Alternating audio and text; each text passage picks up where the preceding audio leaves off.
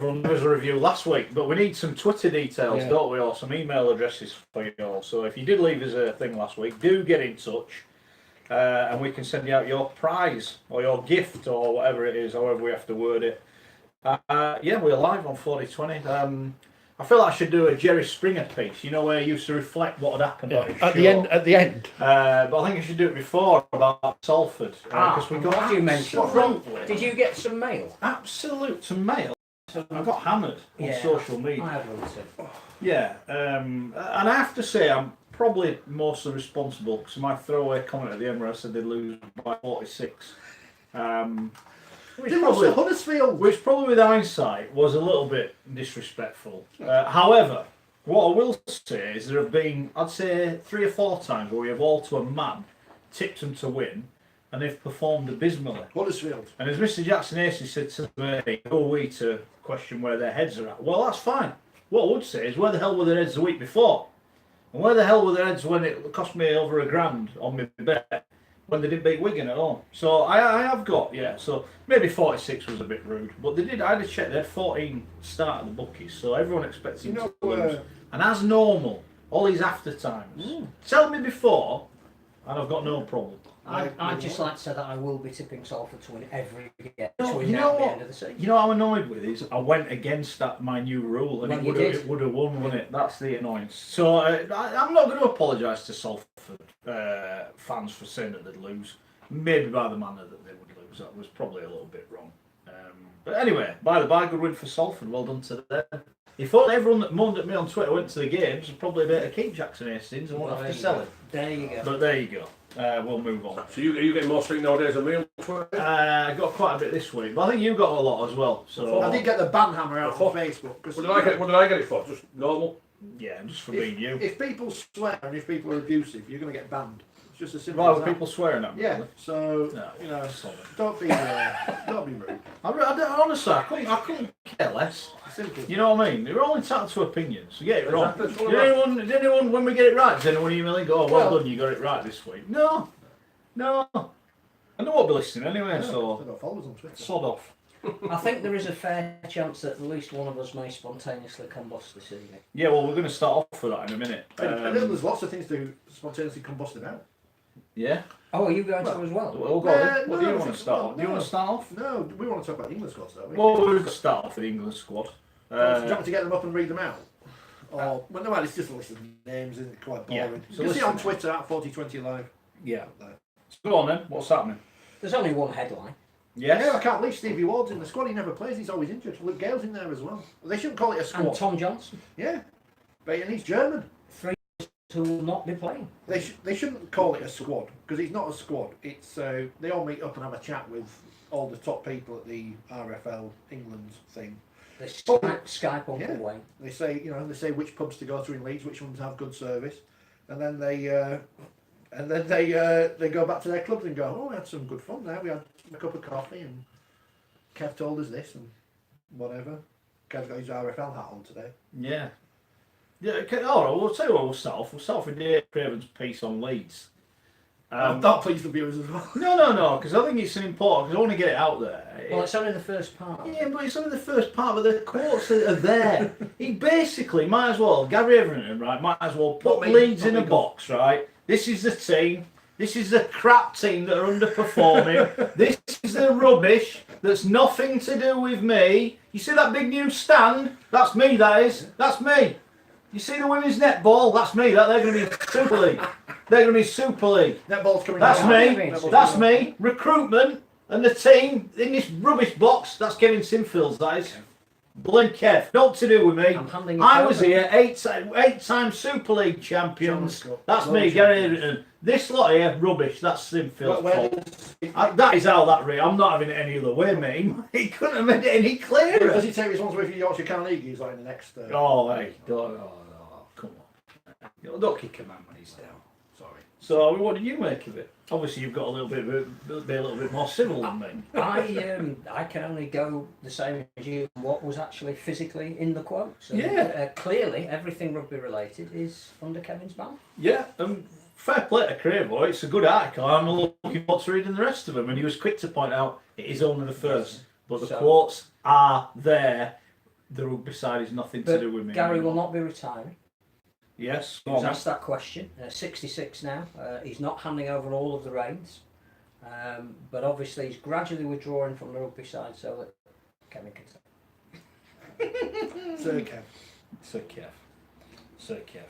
Although there was a very good event yesterday for celebrating 4 teams who won cups and inducting 4 new people into the Hall of Fame, and that is something that Gary does really well.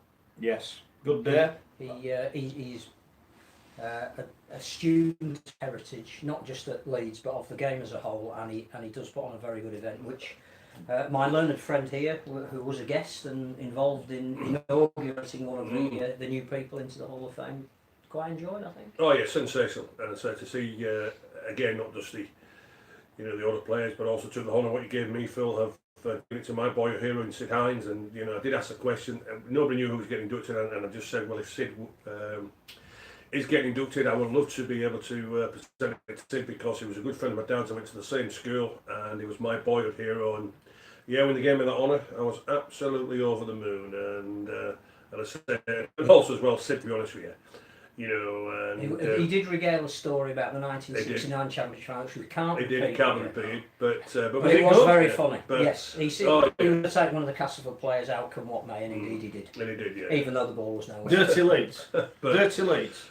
Sid was renowned for But also as well, when you look at Sid, not just the player, but his coach as well. Is that right? For he got 20 finals and he won 16 of them? As a coach, he coached 7 finals, won every one. Yeah, exactly. So, but also as well, the response what he got for from the players, and you can see all the players, the respect what the players had for Sid, not just because of the player what he was, but the man management and how he got the best out of his players from there, and fully deserved. And so too Eric Harris, John Atkinson, Barry McDermott, and then say from Sid from there, and everybody who was there, not just all the players from a point of view, but people who supported that from. And that's what Rugby League's all about. That is what Rugby League's all about. Because without history, exactly, you've got nothing. And they are our club, and they lead the way in that. And they lead the way. Barry's reputation as a hard man. He was genuinely emotional about being inducted, the first player of the modern era to be inducted into the Hall of Fame. So very good. Hats off to Barry. Very good. When's Richie Miley getting invited in? Well, you've got to be retired for 5 years. So. Well, he's been retired for the last 18 months. Oh, move on. He's banned. He's banned. Who's banned him? He's banned. No, he's apparently tripping. Grade B tripping. I remember actually that incident. Yeah, I remember the incident. So the Leeds won't be playing on Sunday against Hull. Hull apparently are appealing. Really? Can it be 2 matches? Come on. No, non-matches. Right, let's have a look what happened at the weekend. The big story that we've skirted around. Come on. Blake Austin's been picked to play he's been picked in the squad, right? I'm going to let you have your moan, because everyone's going to know what you're going to say. Right? You've heard it a million times. And then we're going to counter why it's the right thing. Well, let me just... Just before we start, did you watch the World Cup yesterday, cricket? Yeah, I did. Did you cheer England on? Of course I did. Why? Why did you cheer England on? Full of foreigners. Full of foreign players. Oh, the guy who got all the rules is not English. All right, okay. And they've got an Irish captain. Anyway, well, that's... So why did you cheer England on? Anyway, that's... Listen, as I said before, that's their philosophy. That's the ECB's philosophy. That's the RFU's philosophy. That's any Tom, Dick and Harry's philosophy. But so that's the RFU that have won the World Cup. That's England that have won the World Cup at cricket. Mark, I'm not interested in Rugby League. I'm not interested in Rugby Union. I'm not interested in cricket. If they go well... So we're the world, Gary. If they go well, they go well. But listen, all right then. Well, all right then. Blake Austin, I'll put it out to you. I'll put it out to everybody. Why does he deserve to play for Great Britain? Okay, right. Hold on. Why is he good enough? And also as well... No, he's eligible, Gary. He's eligible. I couldn't care well, all right. If he's good enough, right? Why is he playing for South Sydney with Wayne Bennett then in the NRL? Is he top of the Man of Steel voting at the moment? Well, he might be, because that was... So he's the best player in this competition at the moment. Yeah, but he's Australian. But also to the fact that... I'm not going to go on and rant and rave, because everybody knows my feelings about Australians and anybody else who's not British to play for Great Britain. I don't want it. And do you know what? I'm going to make it an even statement here now. Right? And they're not good enough to play for Great Britain. They're not even good enough to play for the clubs. All right, apart from Mark Sneed, because we know what he brings to Hull. But I'd rather have Mark Sneed, Richie Myler and Matty Smith playing at half-back than Blake Austin. That's how bad it is. Why? Simple as that. Why? Because they're English. The British. I don't want Australians. I don't want Australians in the dressing room. I don't. Simple as that. I don't want it. But there's a coach in the dressing room who's an Australian. Yeah. I've made my points about that as well. But if they're the best at what they do, Blake Austin is he's the best in this competition. Come People, on, guys. Well- You got to answer the question. You Well, can't just say, Pete- "No, Pete- can't well, play." well, that's legends like your good self who give the points for the Man of Steel. correct. I've got him Right, at the top. right. So enough people have seen him So this year. just because he's playing well in Super League and he's made himself eligible because the Australians don't want him, New South Wales don't want him, don't get picked for City country. So he's good enough to play for Great Britain, is he? Well, hold on. Do you know what? The Aussies, the question therefore is- Aussies and the Kiwis have been laughing. Is he They'll the be best? absolutely Hold on. laughing. You're tripping yourself up No, because no. you're saying he's better than all the other people, but yet you don't want him in the team. What do you mean he's better than- Well, is it all right? Well, if you had to pick a halfback Paul, now out hold of on. Super League and say, right, I can have anyone I want, who are you going to pick? At You're number going to pick 6? him, No, yeah. You're no, going to pick Austin. I wouldn't have picked George Williams. Well, that's Or I right, because pick- up to or I about pick- 2 weeks ago, or you I- were saying Williams was Correct. pathetic and not Yeah, playing. He's had 2 absolutely. good games. But and now he's- I'd rather pick Gareth Winner. As I've said, I'd rather pick Myler, Matty Smith and Mark Steed. I don't want Australians in the dressing But we room. want to win the World Cup, don't we? We don't want to win it with Blake Austin. But Do you think the Aussies and the Kiwis are going to be frightened of Blake Austin? no, but Well, are they going to be frightened of Mark Steed? he is the You're best arguing number against 6 yourself, No, I'm not. in the competition. You are. No, I'm not. He's the best number 6 in the competition. Wales will play 7.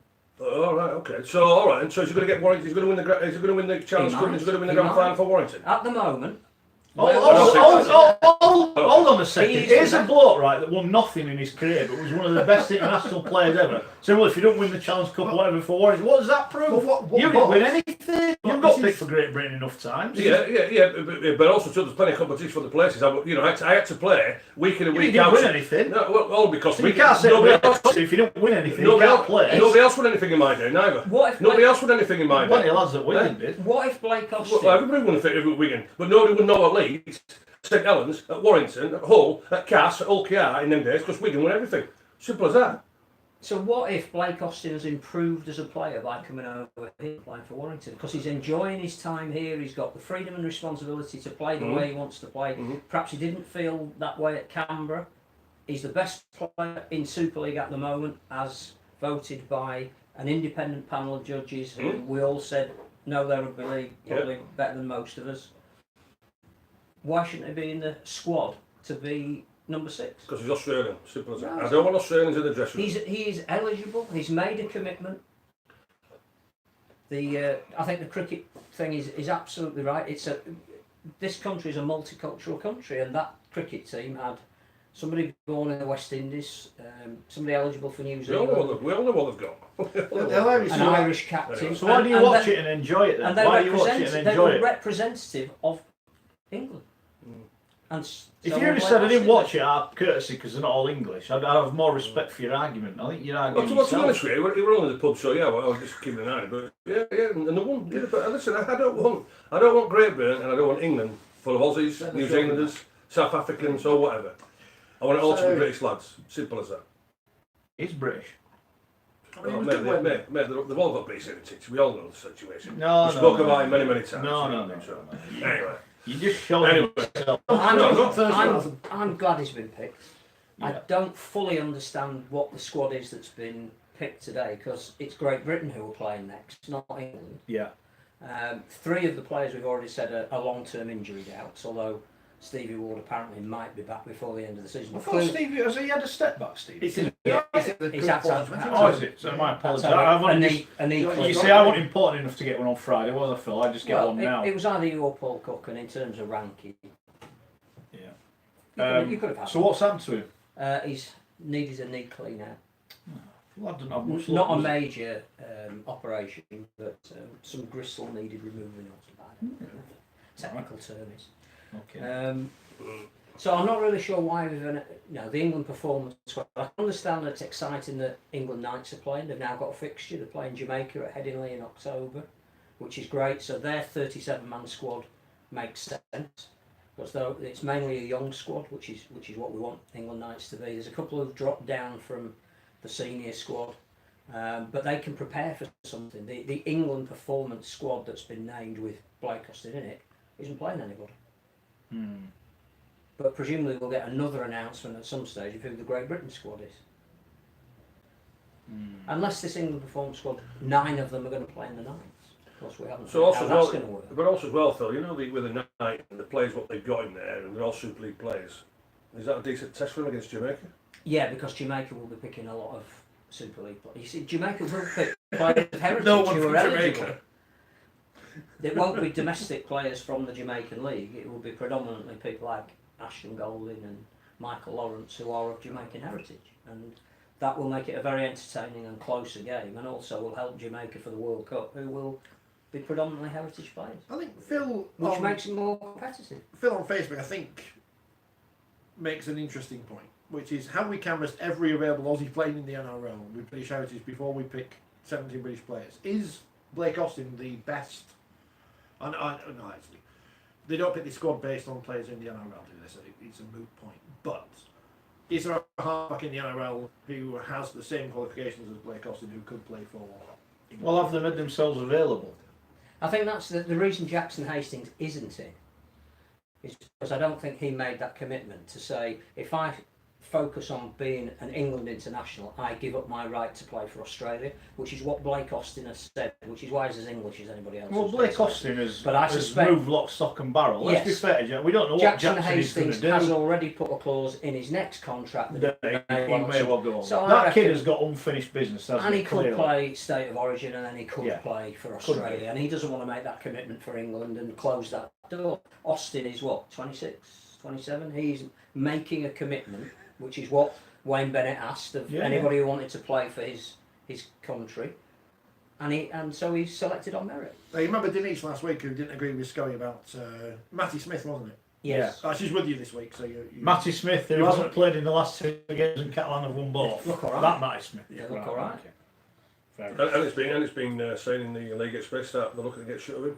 That's it. Even though he's got a year. I haven't read it yet. lots of things in the paper. But Rangi's back. Yeah. Well, let's stick on subjects. No, I'm just saying. What do we make of the 2 young lads? Ollie Wilson in the Knights, that's good. Only what has he played 2 games? But But clearly showed promoted the from- talk is well, I think is that- not all hype about him. I think the other thing about that as well is that they want to show a pathway for the players, and he was outstanding in the England academy squad that beat the He was Aussies. outstanding against Salford the other week. So I think what they're saying is, look, you know, there is a genuine pathway here. You played really well for the academy team, as did Harry Newman. You are on a trajectory whereby you need to be included in the squad. They may not play against Jamaica, but they need to be in that environment. They need to be seen to be going up a level. So I think it's great for him, and he deserves it, and he's a real prospect. You can see why Huddersfield paid 100 grand for him, the way he's played in his first 2 first team appearances. There are plenty of people who agree with Scully, by the way. Lots Go of on then, people. let's get say, stuck out. you know, Let's get as stuck in, mentioned, sorry. Denise. Simon asked, Haskell, would the Aussies pick Sam Burgess? They picked Tony Carroll after he played for New Zealand. They pick everyone from the South Sea Islands. I who think does rugby if contract. Sam Burgess declared that he wanted to play State of Origin, he would be selected for New South Wales. Yeah. So yeah, for sure. Pete says, I'm going some leaks in the Ghana qualify for Wales. We'll give you John Keir's number after the show. Brian, totally agree with Gary on this. Sick to death of it. I want British players or English, not Australians or Kiwis. No one watched the cricket yesterday then. Big respect to Gary Schofield, says Mike. He has been there and done it, knows what he is talking about. Hold on, where's your other hand? You're not tweeting in here, have you? Is that you got a phone in your hand here? Tweeting Go all on, these, Gary, all these bang on supporting me. Garys. I've prepared That's everybody fine. before the show. Oh, I wondered why you were on your phone all afternoon. I am with Gary. Yeah. It's It's strange, isn't it, that the 46 Great Britain caps that this show does have, there's a bit of a split of opinion. The guy who's got 46 Great Britain caps thinks one thing, but thinks something else. He's been slagged off and charged and proven wrong. No, I just look. The lad qualifies. The rules is the rules, We want Gary. England to win the world. All the talk since the cricket was the impact that victory would have. By the way, on the sport. also by the way, first of all, the 6 should have been a 5. Oh, we jammed The it. situation, So like Australians, yeah. you know. So also as well, England were all out and the Kiwis only had 8 wickets gone. And all rules are rules, but you know it's a little bit dubious. Oh, it's the Jamie's World Cup victory of all time, It's but a it's little also bit. just It's a little bit. Who was bothered? Yeah. There were hundreds. Exactly. There were hundreds of kids at the Oval today to fate that Oh, England. brilliant! cricket team. Absolutely. Al Watkins. If it was on terrestrial television, and if 4 or 5 more kids want to take up a bat and go and play cricket because they've seen Ben Stokes and they want to be the next Ben Stokes, who, funnily enough, his father was supporting New Zealand. then What a moral dilemma that must have been. then it's that, You must isn't be it? thinking, I hope he gets out. Oh no, it's my son. I hope he don't get out. I hope he gets out. I hope he don't get out. Oh, it must have been awful. And it's our fault anyway, because Yeah. if we hadn't employed him in rugby league, then Well, Ben wouldn't have there been you eligible. go. There you go. But isn't it great for the sport of cricket? People all day full of social media watch the have cricket? all been talking about cricket and what a great occasion it was What's and the what it Super meant. Over? Don't we need that? Don't we need to find the players that can win us the World Cup here in 2021? Yeah. Blake Austin is one of those players. Are we Yeah. going to turn around and go, I'm sorry, we can't accept it? You know what? I think you're missing the point here, fellas. Do the Australians I think- pick Pacific I Islanders? think you're missing the point here. How old is Blake Austin? 26. How many times? Right, for City Country, John Davison, yeah, I knew that he played 2 or 3 times for City Country. Well, really, that's just like playing for Yorkshire schoolboys under 13s, right? He hasn't come anywhere near playing State of Origin. He hasn't come anywhere playing for Australia. But he's So the what? best Hold player on. in So our why? competition. So why? Because he's come over in Super League. He's been allowed to express himself a little bit. Because we all know the Australian Rugby League is robotic, and they're not allowed to play what they see, and they're not allowed to play without vision and awareness. They're going harping on about everything what they're going on about every week. And so what makes, because he's playing in Super League, which is nowhere near as good or as intense as what the NRL is week in and week out, our State of Origin is, and also and I know what Test football's all about. Well, we all know what Test football's all about because we share 46 Great Britain caps, right? So what makes him good enough? What makes him good enough to be a Great Because Britain international? in his position, he is the best. Well, we've got 2 better players than him, George Williams and Gareth Widdop. Well, In my opinion. Woodup's injured. He may not play again. Well, this year. he's going to marquee signing, so. Well, that's for next year. So, And we don't want to be. so in this Blake one Austin because next year, he's free. Blake Austin next year will be playing number 7 and Gareth Widdop will be number 6. Well, But what makes Blake Austin good enough to Gareth play? Widdop could be What playing makes fullback. what is turning Blake Austin into be this so-called international player who's Because been nowhere near? In Hold on, terms, how do England pick the squad then? Because none of their players are half-back playing the NRL. George Williams is going to be the only one, and Widdop, that'll be it. There's only 2 of them, and Williams not even gone yet. So do we only have 1 half-back because none of them are good enough to play in the NRL? Oh, hold on, Well, they're not. Why? Hold on. Why haven't South Sydney signed Richie Myler or Mark Sneyd or whoever else it's you not want good to Johnny enough. Lomax? Not good enough. so Austin's a better player than those 3. So, but we won't pick him But we're because not it gonna doesn't pick matter. him. I don't see where you're coming from, Gary. The Australians picked people like Petro Sivanasiva. I couldn't care less, Phil. I couldn't care less if they are picking Fijians and picked- Tongans and Samoas. I couldn't care James less. Tedesco won the state. He could get an Australian side for the World Cup. He played for Italy. He's Italian. I know he It is. doesn't stop Australia picking. He didn't get picked for the last Well, World Cup. he will this autumn. Yeah, only because Billy Slade's retired. And Paul Vaughan will get picked as well. And he's played for Italy. Right, so you tell me then, would you love to see a Great Britain side, and you, Mr. Wilson, and you, Mr. Shaw, would you love to see a Great Britain side with full of, let's just say, half a dozen or 7 Kiwis and Australians in our national if side? they're eligible. Yeah. If they're eligible and Well, make a commitment, I don't well. care. I want to win the World Cup. Well, one thing for sure then, when we go to the test matches, if that's the case, let's make sure... Well, you won't be going. Yeah. You won't be going. Yeah. You won't be going. To be honest with you, it would be very, very hard to support a Great Britain If we get side. to the World Cup final with Blake if- Austin, if you it- can't go because you said he shouldn't be playing. Well, Even to give you I won't go. Simple as that. I won't go. That's on record. I won't go. You do know. I won't you go. Know that, I don't won't go. Unless it's VIP hospitality. you? For 2. I'll try for 4 lads. Scully, come on, I'm not man. having it. I'm not Come having it. on. I'm not having Australians in the Great Britain dressing room. I'm not having it. I I'm not having look it. forward to him playing. I do. I mean, I that's enjoy insane. playing. I enjoy seeing him play, and if he's going to do that in an international arena, fantastic. Yeah. How did he play last week against Salford? I don't know. Oh, all right. You had a bad game. Right. Okay. You had a bad game. Can't pick him now. Oh, how did he play when they got beat Well, a couple of weeks ago as well? Shouldn't we not judge him in the It's like- semi-final in a couple of weeks' time? I think said about that, don't we, about that. But also it's like with Jackson Hastings, they could pick up the field with Jackson Hastings. No, you This- can't criticise. This is what I'm Don't saying here. criticise self whatever you do. This is what I'm saying. Whatever here. you Test football is far different. So my question is to you, Phil, because he's playing all right in Super League, what makes him an international Well, player? we can only pick the 11 players that are playing in the NRL. Where are we going to find the other 6 just Yeah. to field the team? Yeah. And Somebody's what do you got to always play. say about players? You don't know until you give them a go for good enough. And how do you know he's not going to be good enough? He might want to turn up and go, I'm going to stick it up so far up their noses, right, that they reckon I'm not this, I'm not that. How do you know you're going to go and rip it? You don't. You don't. Well, I think I have a bit of an idea because he hasn't been selected for New South Wales So and, what? and he hasn't come. Well, So what? But it could be a late developer. There are other I'll great tell you what, you players ahead can of pick him. Late some developer. elder good players Well, that haven't been right, picked for. late developer. Maybe He's he could- 27 years of age. And to be honest with you, it's like so as what I say about our young players now. And you said it many times. You said, Phil, you know, it's too early for him. It's too. Well, what is too early? But What's a late developer? maybe he wasn't quite as good as Jonathan Thurston, but there are very few I've ever seen play the game who were. Oh, mate, he's talking different. He's talking an immortal here in Jonathan Thurston. Well, but that's who You're was talking, in front of him. you're talking an immortal in Cooper Cronk, but also as well. Well, let's have a look at the halfbacks who were playing for New South Wales. Then Mitchell Pearce got brought in because really, you know, they've had a few injuries and this sort of thing. You know, he's got no.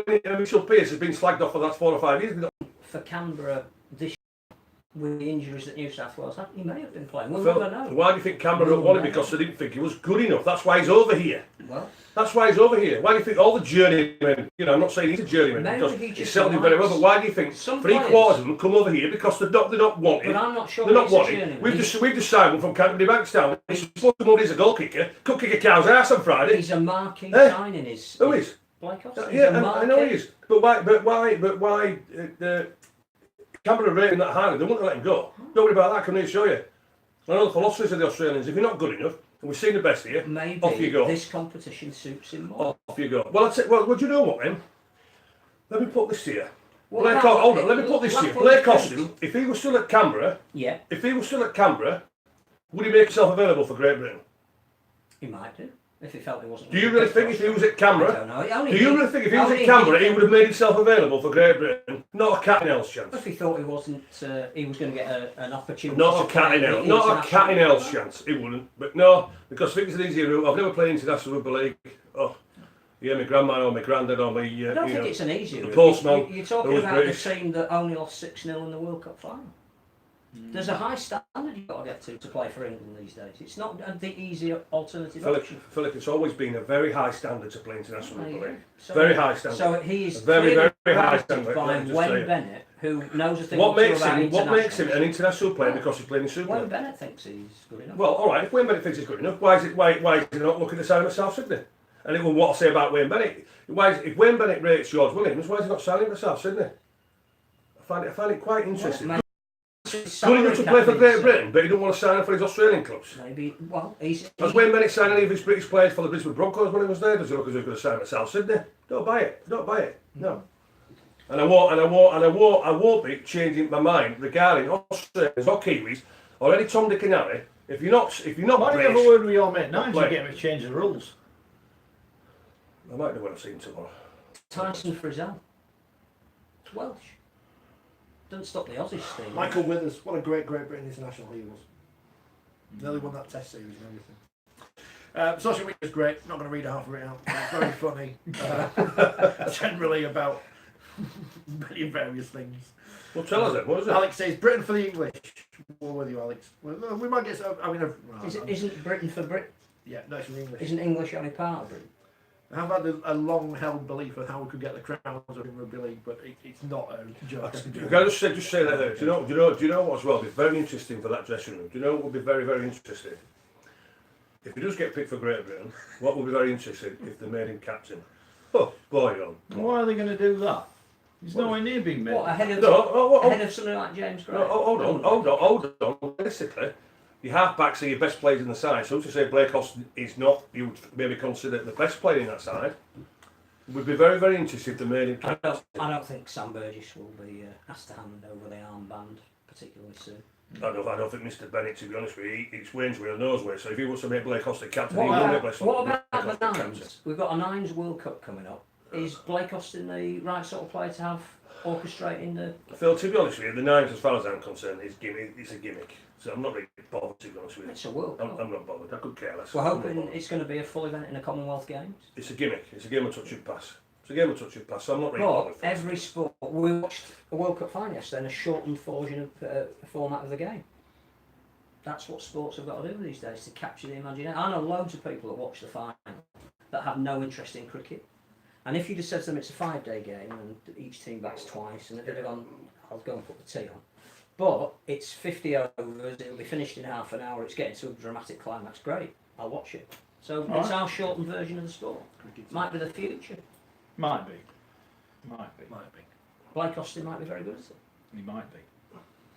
Go on. You found a Bennett- player. Yeah, that Wayne Bennett Bennett signed. Oh, I've got which one? Oh, was it's it? Savelio signed for No, Brisbane. Wayne Bennett signed the British Billy Slater, Greg Eden. He scored that try for against Wigan in the World Club. Remember the World Club Series? Get out with your Exile series. Get that up on the list. Hold on. Has Greg even played for Great Britain or England? No, he hasn't. Oh, you Sound signed like Wayne Wayne Bennett. Signed Wayne Yeah, Bennett. it's signed Savelio as well. Yeah. But I'm on about the current England and Great Britain players. That's what I'm on about. He don't rate them, so he hasn't signed anybody. He rates John Bateman so highly. So why is it Canberra? Why is it not South Sydney? Sorry. Or why wouldn't it the Brisbane Broncos? Presumably with their salary cap and the contracts they've already got players on, the fact that he's got the Burgess brothers, he's Yeah, satisfied hold on, with he what signed Savelio 12, 18 months ago. Why did he not sign John Bateman before him? Anyway. maybe he felt the Burgess Well, to be brothers, fair to Wayne, he said we had no decent back rollers, didn't he, when he took the gig? and that's why I played one in the centre. What was that fella he signed? He played the Aussie fella who was crap. Heinz. Chris Hinton. And the other one, No, okay. Haley McQueen. He played. Yeah, fucking yeah. Glory days. Yeah. Chris Anyway, the McQueen. Great Britain coach is coming out, so you know he's coming up. The tour is coming up. Yeah. I'll get it right eventually. Go on then. What else is happening on social media? Well, yeah. that's all for the friends being on. No, because they don't watch the program. A lot of people do agree with Scully, and they are. You know, they say at least he's consistent, Well, that's fair He enough. which is He which is. is true. Yeah.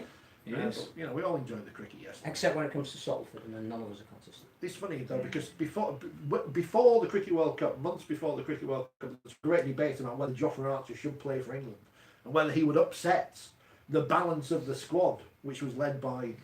I wonder how many Cricket people. correspondent I wonder for how many. certain I wonder how many broadcasting. people when he got it for 6 went. Oh, I shouldn't have been playing anyway. He's rubbish this Yeah, year. you should have had that supernova. Yeah, I know. Yeah. Super But That's what he did bowl well at the end. He did all right, didn't he? He did all Although if Guptill had just moved out of the way, it would have been a wide. Yeah, wide. Wouldn't it? Wide But he ball. didn't. That first one Sadly. wasn't wide either. How good was the commentary, by the way? I enjoyed it. Cricket makes good commentators, good broadcasters. Yeah. Something more than tennis, where if you picked up a bat, you get on the BBC. Bloody hell, it's an awful. The bat. Yeah, tennis bat. Get the legend a slice of pineapple, says Stimbot 5000. I don't know what that means. Terry says if Jake Truman progresses as he should in the next 18 months, Blake Austin won't be needed. So there you go. Yeah. The players are there. You watched him on Friday. How did he do? It was good. Good. You know what did I say the week before about Castle versus Leeds? Castle needed a halfback, and then suddenly they've got a halfback, and lo and behold, they were any good again. Yeah. Ollie Holmes. I don't want to take anything away from Ollie Holmes because he played really well when he came off the bench. But Wakefield made him look like, I don't know, Martin Afire in his pomp. It was the white Martin Afire, the albino Martin Afire running down the wing. Was old Ollie, scored a try, settled one. Very good return for him. Very good. Very good. We were crap though, but apart from Yeah, I'm going to say what about Wakefield. Well, Are they on the slump. If Lee- London win I again, know. Wakey are in crisis. Lee Gilmore said after the game, we need to pick a No team. Chris of, Chester. No, we need to pick a team of hard workers. Unfortunately, hard work only gets you so far. We need to be any good. Wakefield's halfbacks. Where we chasing them? Why was he not doing the press? I don't know. Halfback's not good enough. I don't know what they're getting the paper. What was most of the scores? It was John Davidson. I could have influenced his numbers while he was sat there. Could have nicked his computer. Cass played very well though, much better than they did the week before. There you go. Jacob Miller 5, Danny Bruff 6. Bruff kicked out on the full twice in the game. Did pick up some great kicks as well. Ryan Hampshire, of course, who is the man who should be signed on a lifelong deal at Wakefield, according to some supporters, because he's from Wakefield. Got a 4. Who was that? Great moment, Ryan Hampshire. Great moment when Mason Caton. By the way, I'm not picking on Ryan Hampshire. I'm picking on supporters. Mason Caton Brown, of course, is back in rugby league after playing Sevens Union For Jamaica. for Jamaica. Because of his heritage. Might be in the squad. Get him in the squad. He picked up the ball, thought there was a free play, kicked it forward. Then didn't realise there was no free play. Thankfully, Cass knocked on and he got away with it, but that was quite funny. Who was that? Sorry. Mason Caton Brown. Yeah. But yeah, Wakefield were generally rubbish. Castleford were better. Well, the numbers say that. I mean, we led at half time, but then we lost because Castle were much better in the second half. So, Well, Darryl now wants Cass to win all of their Yeah. last 7 games. well, Hey, they could do it. Remember they went into the Super 8 once and had a good go at it, didn't they? Doing that. Look, they're right in it. They're right in it. And Warrington proved that against Salford this week is that they're inconsistent. It is Everybody open. Other than around Saints, somehow anyone is could win it. inconsistent. And we've all laughed at Wigan, and we've had a dig at Cass and Catalans and Hull and Salford. But it's down to those, I reckon. One of them's going to get to the final. We'll see. Were you surprised with the ease with which St Helens beat Wigan? I think we all felt that was going to be closer than it turned out. It's awful, isn't it? Well, with it not being on the telly, I thought it wasn't a really important game because it wasn't on the telly. Do you want me to go on that one? Yeah, Now, while we do it? get seed I've off. seen Go on. I've seen people before and after, both clubs and journalists and whatever, writing about this. You know, we used to be in charge of the Rugby League section of a radio station. You remember the glory days when Uncle Ken paid our wages? Uncle Ken. And once, I think you must have been away or something, and you left me with the responsibility of choosing the fixtures we did. And there are two: Widnes versus Castleford. This is a Sunday afternoon. Widnes versus Castleford, and Wakefield at home to Wigan. And I chose Widnes versus Castleford to send probably the doctor in Scotland. Yeah, I went to that game. I think it was 34-24 because I've checked this out to make sure I got this right. And that was the game Wakefield won 62-0, which of course would have been probably better to have on the radio. But before you make that decision, you go with all available evidence that said Widnes Castleford. Castleford away, you're looking at an audience. It's a close game on paper. That's the one you go to. Sky made the right decision by picking the game which they thought had the most intrigue on when they picked it 3 weeks ago, whatever. That was not Saints or Wigan. Wigan had only won 2 in a row at that point, and Saints are storming away. And let's have a look at the league table. Saints are still top of the table. They've only lost 2 all season. Wigan are just behind, and Leeds and Hull came once again had something right on it. So, as much as people want to say, and looking at figures from earlier this season and saying, "Oh, well, Saints Wigan was the most watched game this season on Sky," it doesn't mean anything. People aren't going to just watch a game because it's Saints and Wigan. People watch the Rugby League on Sky. They watch the Super League because the Super League's on. They will have watched Hull London. They might have turned off after 20 minutes, but they'll watch the start of it because it's Super League. It doesn't matter what fixture it is. There's no divine right for Saints and Wigan to be on telly, and people who believe there is, yeah, they're idiots. And they got a sellout, which they may not have done if they hadn't been on It telly. wasn't sold out. Double doubt about bonus. it, it wouldn't Double have done. bonus. No, exactly. Fair play. I was partly hoping it was going to be a poor crowd, and then you can say, well, if the fans aren't going to go and watch it, no, fair play to them. Well done. I like it. You know, that's good. That should be what we're aiming at. But what we should have is a competition where whoever's on the telly, we're all happy to watch it. Although we I don't have to quite that at the say, minute. Tony Smith is in the camp that says excellent should be promoted above what he called train crash. And as he was saying, Hull are on the telly at the moment, but if they get slightly better over the next few weeks, which he thinks they will, they'll stop being on the telly. So they're getting better, but they won't be featured. They're only being featured because they're in that. But if they've got nothing to play for, then why would If they you're be? watching that game though, you're a neutral. Hang on, these two are bottom of the league. You're letting near enough. You wouldn't have known Hull were bottom, would you? They were brilliant, absolutely brilliant. Promoted the ball. It was a joy to watch them because they played the Tony Smith way, and as he again said in the press conference afterwards, his team are not going to die wondering. And the third try that they scored, the last tackle power play, where was it? 5 interpasses inside about 10 metres, and one of the guys who started it ended up finishing it, and the bloke who had the virtuoso masterclass is hanging the ball out, just waiting for them to support him. You could watch that all day, no matter who you support. Even if Wigan had won or Saints had won with a golden point and Leeds had won 50-0, it was still the right decision. You can't use hindsight. I think it It's was. like, I've criticised the selections of the tennis last week on the telly. Andy Murray and Serena Williams on BBC One in the mixed doubles, and Dan Evans in the actual men's singles. The blue ribbon event of Wimbledon on BBC Two. That's the wrong decision. You put the biggest game on the main channel. Sky chose the biggest game on the day. You know, it doesn't matter. Saints Wigan doesn't have to be on TV all the time. Leeds Bradford doesn't have to be on TV all the time. When Bradford are back in Super League, unless they're on Channel 4, and we'll talk about that later, that game doesn't have to always Part be on of the telly. issue of whether Saints Wigan should be on or not is that Saints and Wigan play each other too often. Yeah. So there will be another Saints Wigan game before the end of the season. It's not like we've lost the opportunity to see that game because of the fixtures that we have. And people criticising the fact that Hull London was on Thursday. Don't they pick the Thursday games at the start of the season so people can plan ahead? Which people Yeah, I think moan they did, about. didn't they? So, They named them all, didn't they? There's people moan about Thursdays and they can't get to games, so they give you an opportunity to plan, and then you Yeah. moan about it. So If it had been on Thursday, the Saints and Wigan fans would have moaned it were on Thursday, because it was on the telly. So you can't. It's one of them. You can't win. Whatever they do, they can't win, can they? So look, Saints magnificent. Should they be worried though that their coach? All is quiet.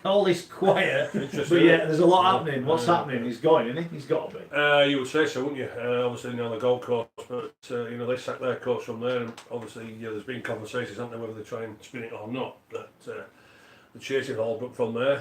It's very reminiscent to Ben Barber last year. A lot of talk, nothing being said. Yeah, and I say Holbrook. We sent Ellis McManus. I think it was about 4 weeks ago. They said, "Yeah, we're going to get this wrapped up." We started talking. Hope get it wrapped up in the next couple of weeks.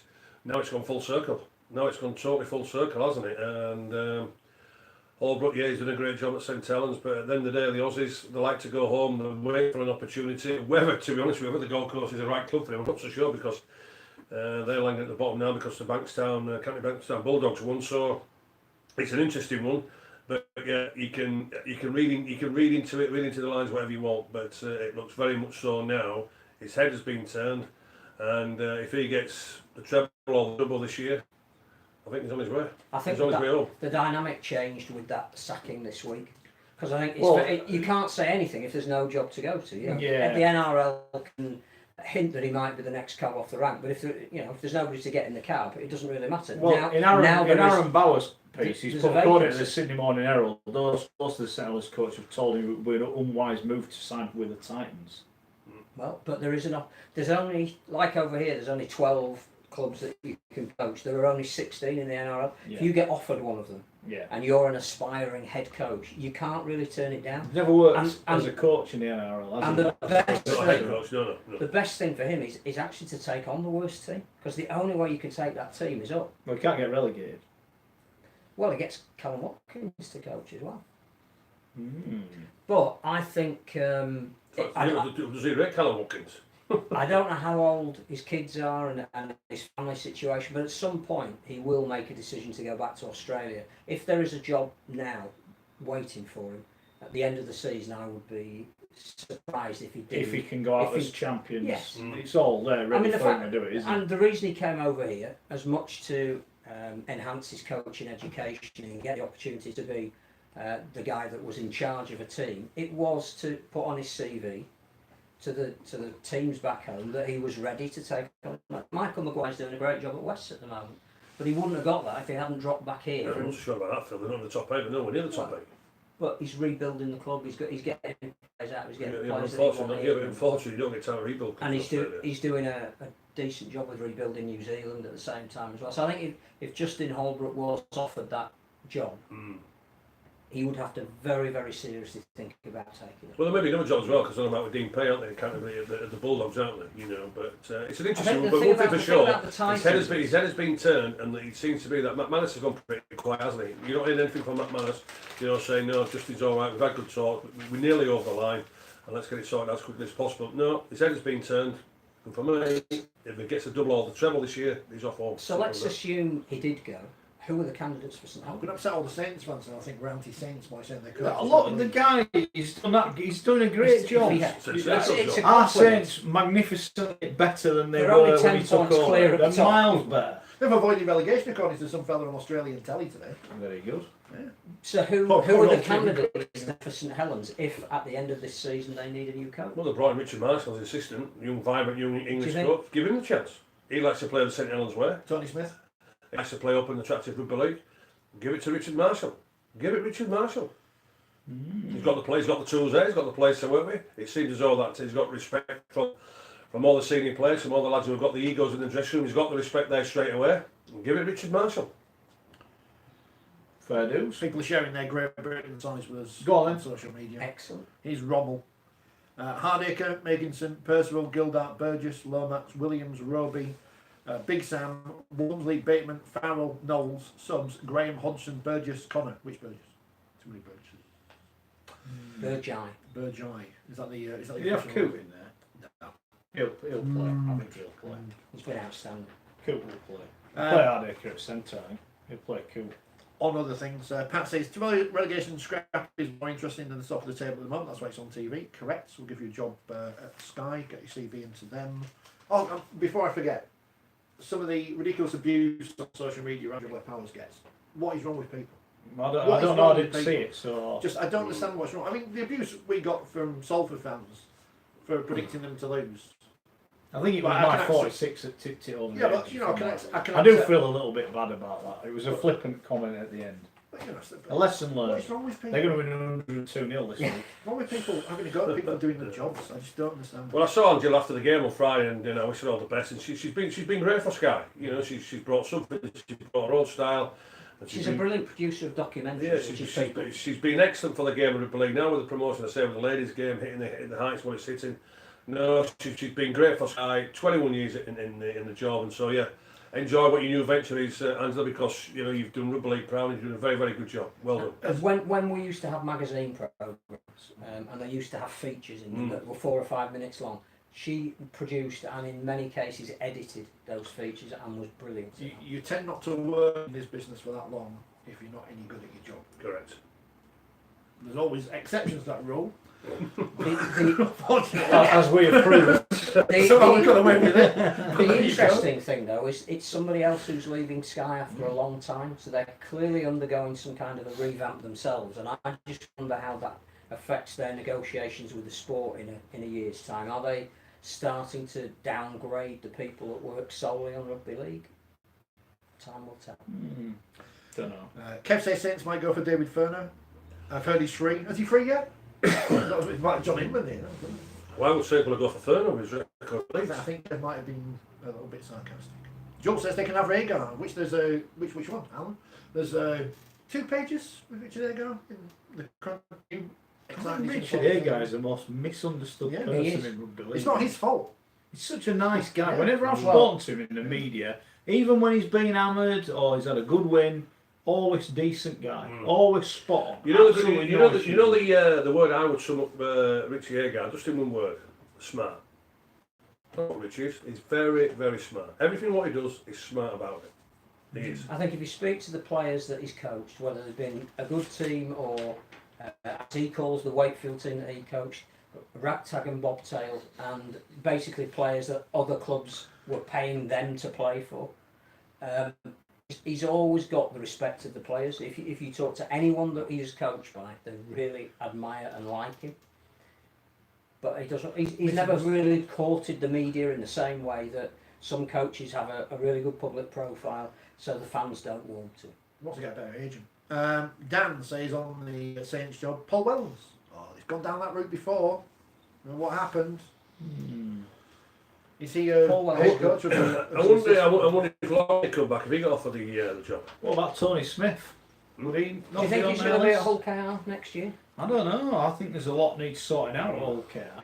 Well, we're making an awful lot of appointments off the field at the minute. I made some more this week, and you just think, well, all right, okay, they've obviously got a vision. What appointments are there? Jason Netherton. Like the academy, they seem to have revamped everything away Yeah, from the academy's gone, hasn't it, between the two clubs. So what they're doing? What? Well, I think they've made a couple of appointments there, haven't they? They're looking to obviously Bill, which is fair play.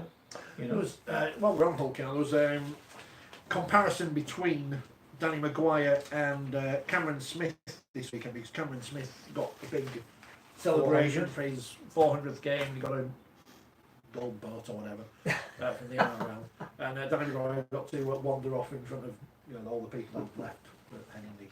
But we said before, we don't. to do be fair, enough. a lot stayed to clap it. And Oh, I want to say, I'm just going to comment. In the south stand in the top bit, I thought Parcell got a great ovation when he went off from the fans. I thought that was touch of class from the Leeds fans. Yeah. And a lot stayed at the end to clap Maguire off as well. Rightly so. Yeah, absolutely. For what he's done for that club, and this is just for all Hull KR fans. Forget about my signature on the front of the programme Friday, but I was there doing a bit of hospitality for the company what I work for, and for Hull KR fans, the other signature on this programme is a black and white. So happy when I say this. Is the one and only Stevie Hubbard, who scored that match-winning try of the derby in 1980. The result was 10-5. So Hull KR fans, whatever best question or whatever Richie decides what there, leave your address by email or how you do social media. Send it on CFAX. I'll see you in the morning if you send it on CFAX. There's a programme there I'm by myself. Forget about that. But Stevie Hubbard, the legend from the Wembley final of 1980, and that programme is yours. And Okay? if you did leave us a review last week on iTunes or whatever it's called these days, Apple Podcasts, get in touch with us on Twitter or Facebook and let us know, and then we'll sort out the. Then we can send you your thing. gift. And if you didn't, why not? And keep doing it because it bumps us up the charts, and we want to stay above. We actually got above everyone last, not just Matty Johns, but them. We're in the top 100. So yeah, the numbers will be out soon as well. So if we can do that again, it's much appreciated. And we're big in Croatia this week. Croatia probably. Yeah. It comes out in about an hour. Yeah. So. Sounds like we're big in Salford this week. No, they don't watch that. Sadly, none of them watch. Who have they got this week, Salford? Can't wait for that prediction. Catalan. Where that? Salford, On it. so I'll go for Catalan. So this week we've got 4 games on Sunday, even though for the last couple None of weeks last we haven't week. had any. As Simon mentions, Mickey Hine plays 550. Yeah. What an effort. He said he's retired about 300 times. 39 years old and still doing it. Wasn't he on our show? 550 games, Wasn't he on TalkSport 2 when he retired? Yeah. That's how long ago he retired. But he came back, didn't he? Oh, dear. You're a long time retired. Or in Mickey Hyde's case, you're a long time playing. Yeah. You're not so long retired. Carson left us a review on the Swiss iTunes, Did he? Yeah. What a guy. but they're neutral, so we can't go on to that. Daniel Anderson says David with a winking smiley. Mike says, are we watching 4 exceptions to the rule now? Yes. Yes, you are, Michael. What else was going on? I was going to mention. Speak for yourself. Someone did say, by the way, why are the 4 games on Sunday Super League? Assuming it's so that the 3 semi-finalists all don't have an advantage, because Warrington, Hull and Saints all play on Sunday, and one assumes that Salford versus Catalans was always going to be a Sunday game.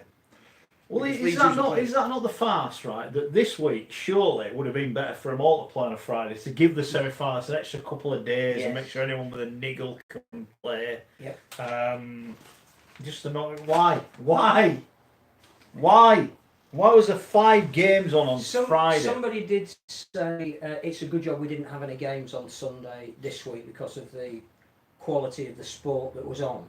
But I sometimes think that by association, if we'd have played in that middle window, we may have got. It was a great sporting Sunday because St Helens played Wigan and it was a sellout. Blah blah blah. I'm trying to work out where to go on Sunday, because I think I'm going to go to Castleford, because I get 2 for the price of 1 there, because Cass women play Wakefield afterwards. Leeds were in a plane before. I know. I put you in at Leeds. Have you? Yeah. Oh well, I've got Leeds. 12:30. Leeds are aiming for the biggest crowd at a women's game. But They want- where does that Bloody get played though? Leeds. They want. It's been at Headingley. Oh yeah, Headingley. Yeah, no, it's a double header. I've got Leeds. Bloody Leeds. I've got Leeds. I've got Leeds. They're hoping that enough people will come early before game against Hull to give the women. I think it should be. I've said this before. It should be a standalone crowd. Well, they're Typical playing first. Gate crashing. 12:30. I'll tell you what though, again, the police played the fire, didn't they, on Friday? did. Great crowd watching at the It end. was. It It was was. brilliant. Good And game. It was a decent game as well. 8-6. Yeah, it Oh, was. I'll go to Leeds on Sunday then. That's my. I've already booked you in, Well, that's I've good. already That's booked good. Well, So because get there early. Yeah, So well, I will anybody, even Hull fans that are going on Sunday, get there early. I want to and, get some- watch the women's I game. want to Set get a some- world record crowd I for a want to get women's some post domestic match, game. because the press conference for the Challenge Cup finals next Monday, and we're here. So we can't do it. Of course, and it could have been as exclusively revealed on this programme. See, all these people who get exclusive in the paper, they're all crap, aren't they? There's no interest in exclusive in the paper. Player X is great. Why? We told you last week about Castleford and the fact that they could have been chucked out of the Challenge Cup. And, well, by the letter of the law, Why haven't they been chucked out? well, Because this person now cannot play in the No, final. Well, I'm because sorry, but they should be kicked out. the rules for the men's competition and the women's competition are different, which Well, is convenient. Well, that's rubbish, that's a lot of Well, talk. Why They all should be been kicked out. get kicked out? when No, they they play should have Jamie been. No, Thackeray? they should have been. Well, they didn't. They should have been. They didn't. They should have been. Again, it's Well, they moving. Again, it's moving the goalposts, isn't it? You know, if you played an ineligible player, quite simply, you know the rules. You should not be allowed. You're not allowed to play ineligible players, and they should have been kicked out. And so now, this person who, by all accounts, she have a great game and all this sort of thing. Got 4 tries. Yeah, 4 tries, a career, whatever. Kick 'em out. You know, it's she's not allowed to play in the final. So it's As exclusively revealed. it's on this laughable. programme It's last laughable week. again, isn't it? Absolutely laughable again. It is. But It is. Have from we a got com- any other exclusions? well, maybe, but from a common sense decision. Any Wakefield decision were wanting to issue? be in the final. No, They're not Well, ready. some would, even though they know they get hammered. Of course, My- some would be my- the fire. my You know, I think I feel. My, I think I felt. my understanding is they were. We were always on a big massive bonus, but we knew we were going to pick the bleeding thing up. My understanding was that they didn't disagree with the decision. Yeah. Put it that way, because what would have happened? It's the right decision for the sport going forward, which is common sense. But I think perhaps there needs to be a little more openness and transparency. Sure, transparency. That's a very good more word. transparency in the disciplinary process in women's rugby league. This is the RFL you're talking about. Well, because it's my transparency. it's my Here's your next understanding. exclusive. It's my understanding. Transparency. It's my Communication. understanding. Yeah. Being open and honest and letting people know what's going on. You know how Do me a favour. every week on the RFL website they tell you who's been banned and why, and go into great detail. I've been trying to work out, because I've been informed by a fairly good source that Check him out with his sauce. Fairly good so. He's got one of Scottish barbecue, plenty of good sauce. I ain't got any sources in the men's game. All these people in the paper who know everyone, and, well, they're no agents.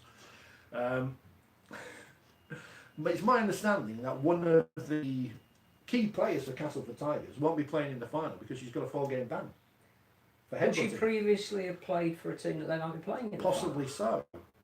Now, this season, you can't find this information out because there's no record of it. That I looked. I was busy doing other Have things. you not as well. sent an email and asked? I should have done. You should have done, I yeah. should have done. Well, I'll send another one now.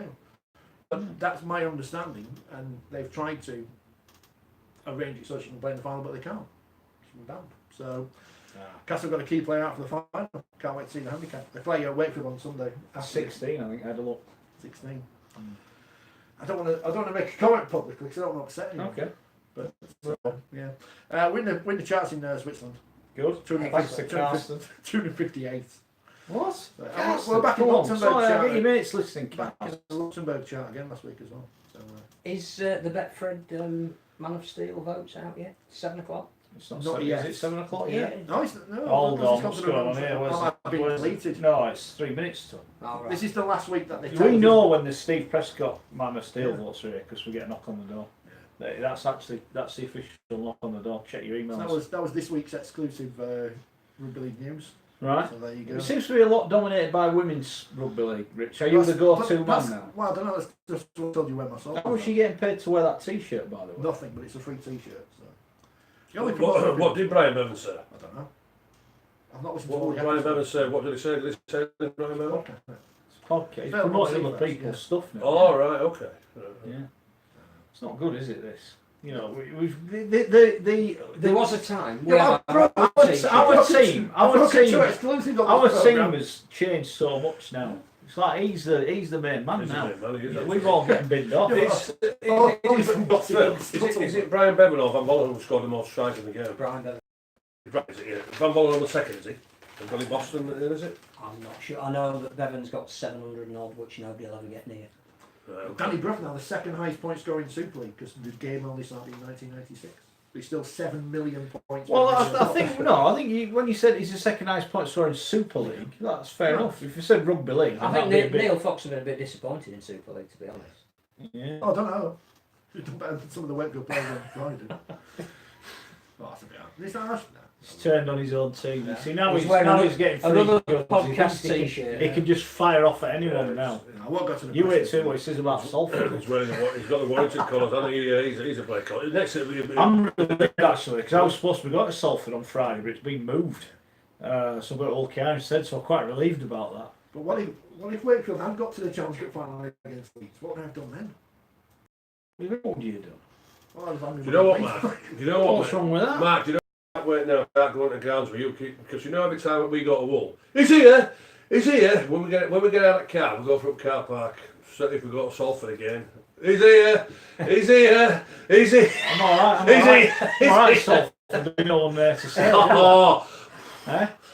Not unless it's the away fans you're talking to. You'd be getting it again. You'd be getting hammered again. A guy asked me the other day when I was carrying all my bags at Leeds, he said, check his bags, he might have SCOI in there. And how big do you think this bag is?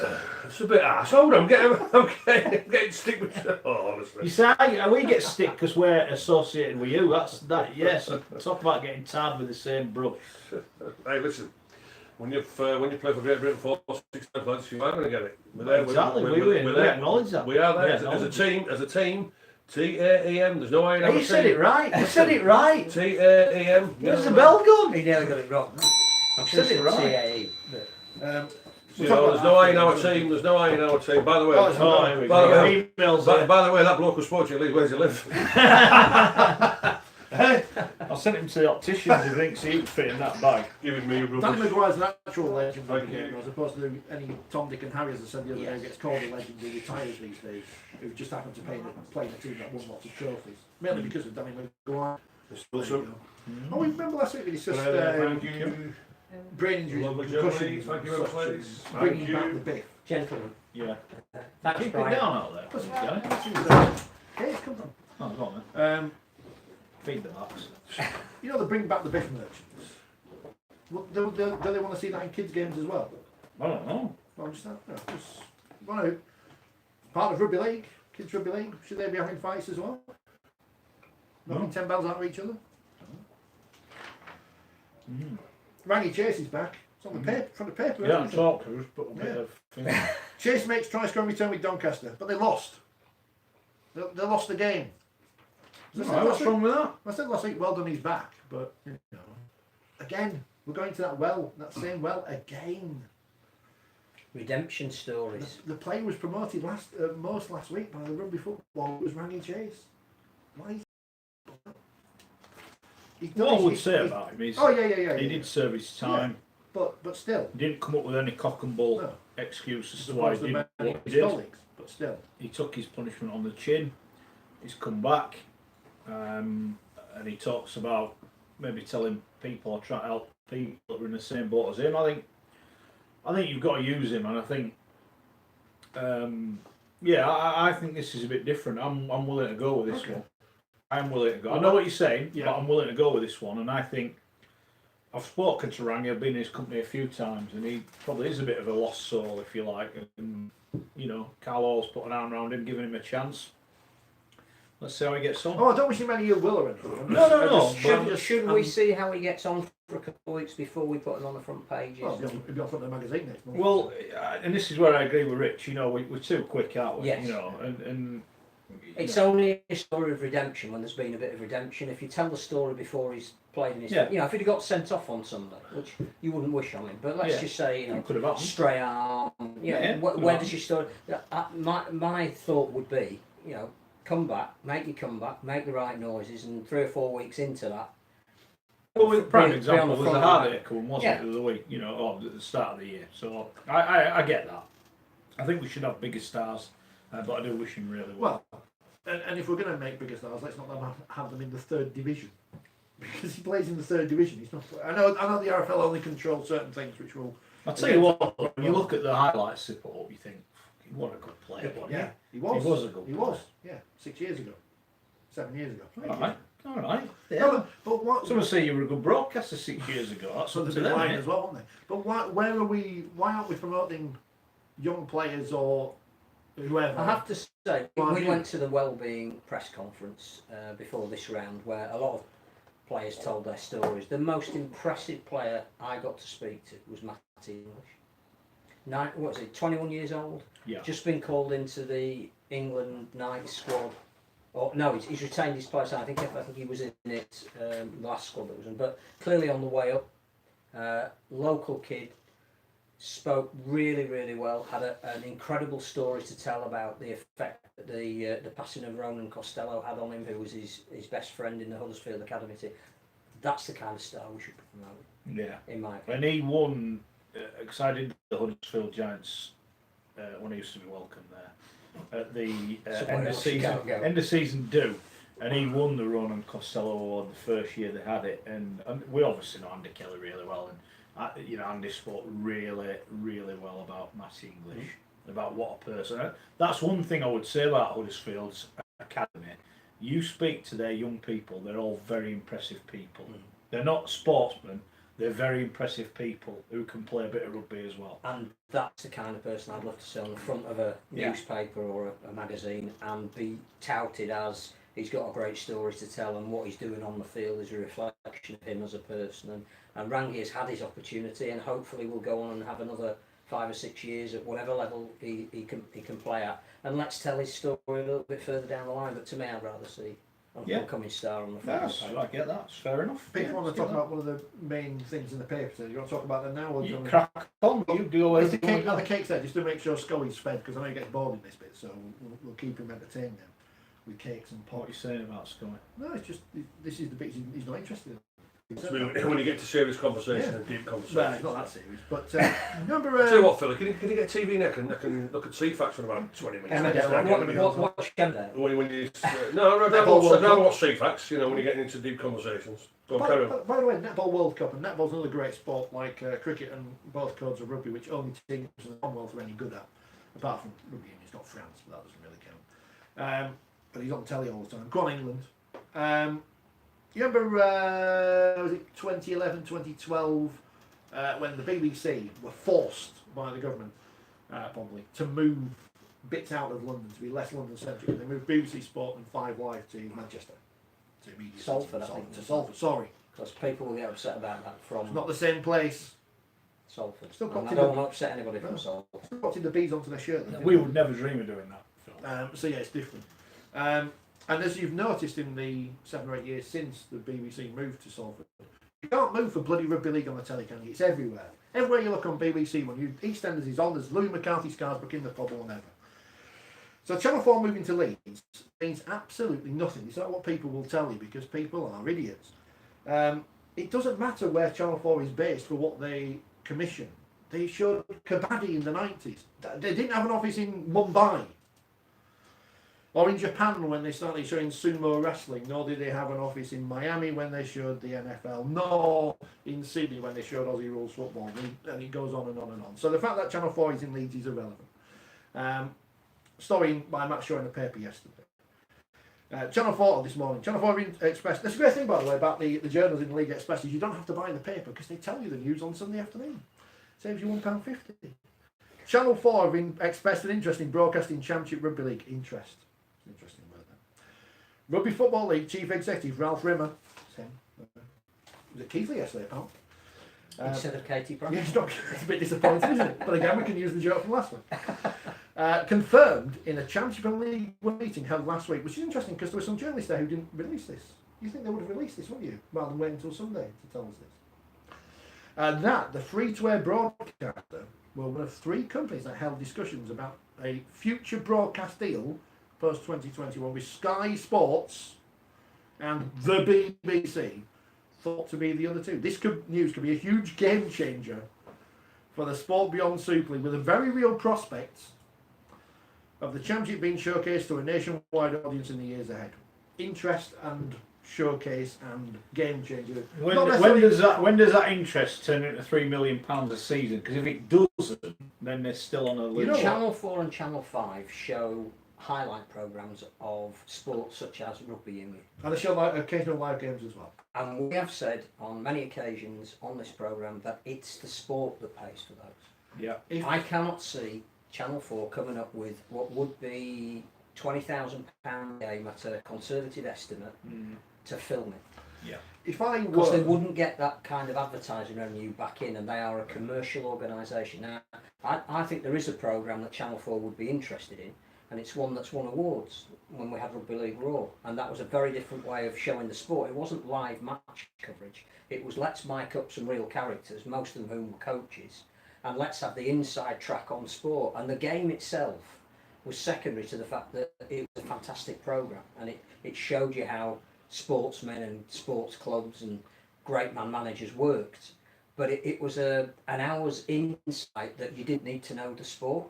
A bit like This Sporting Life was a wonderful book and film that happened to be centred around rugby league, but it effectively was a love story. It got a lot of the atmosphere because it was filmed at Bellevue and was about guys that went and beat each other up. You know. I shall bring back the beer.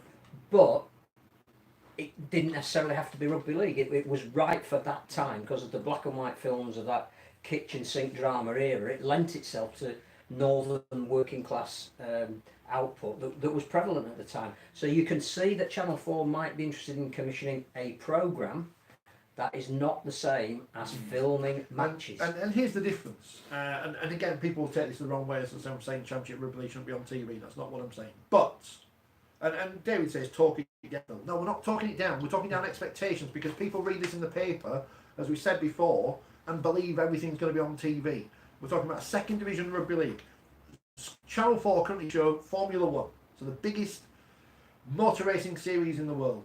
Worldwide interest. And they show one live race a year. But they show the highlights of all the other.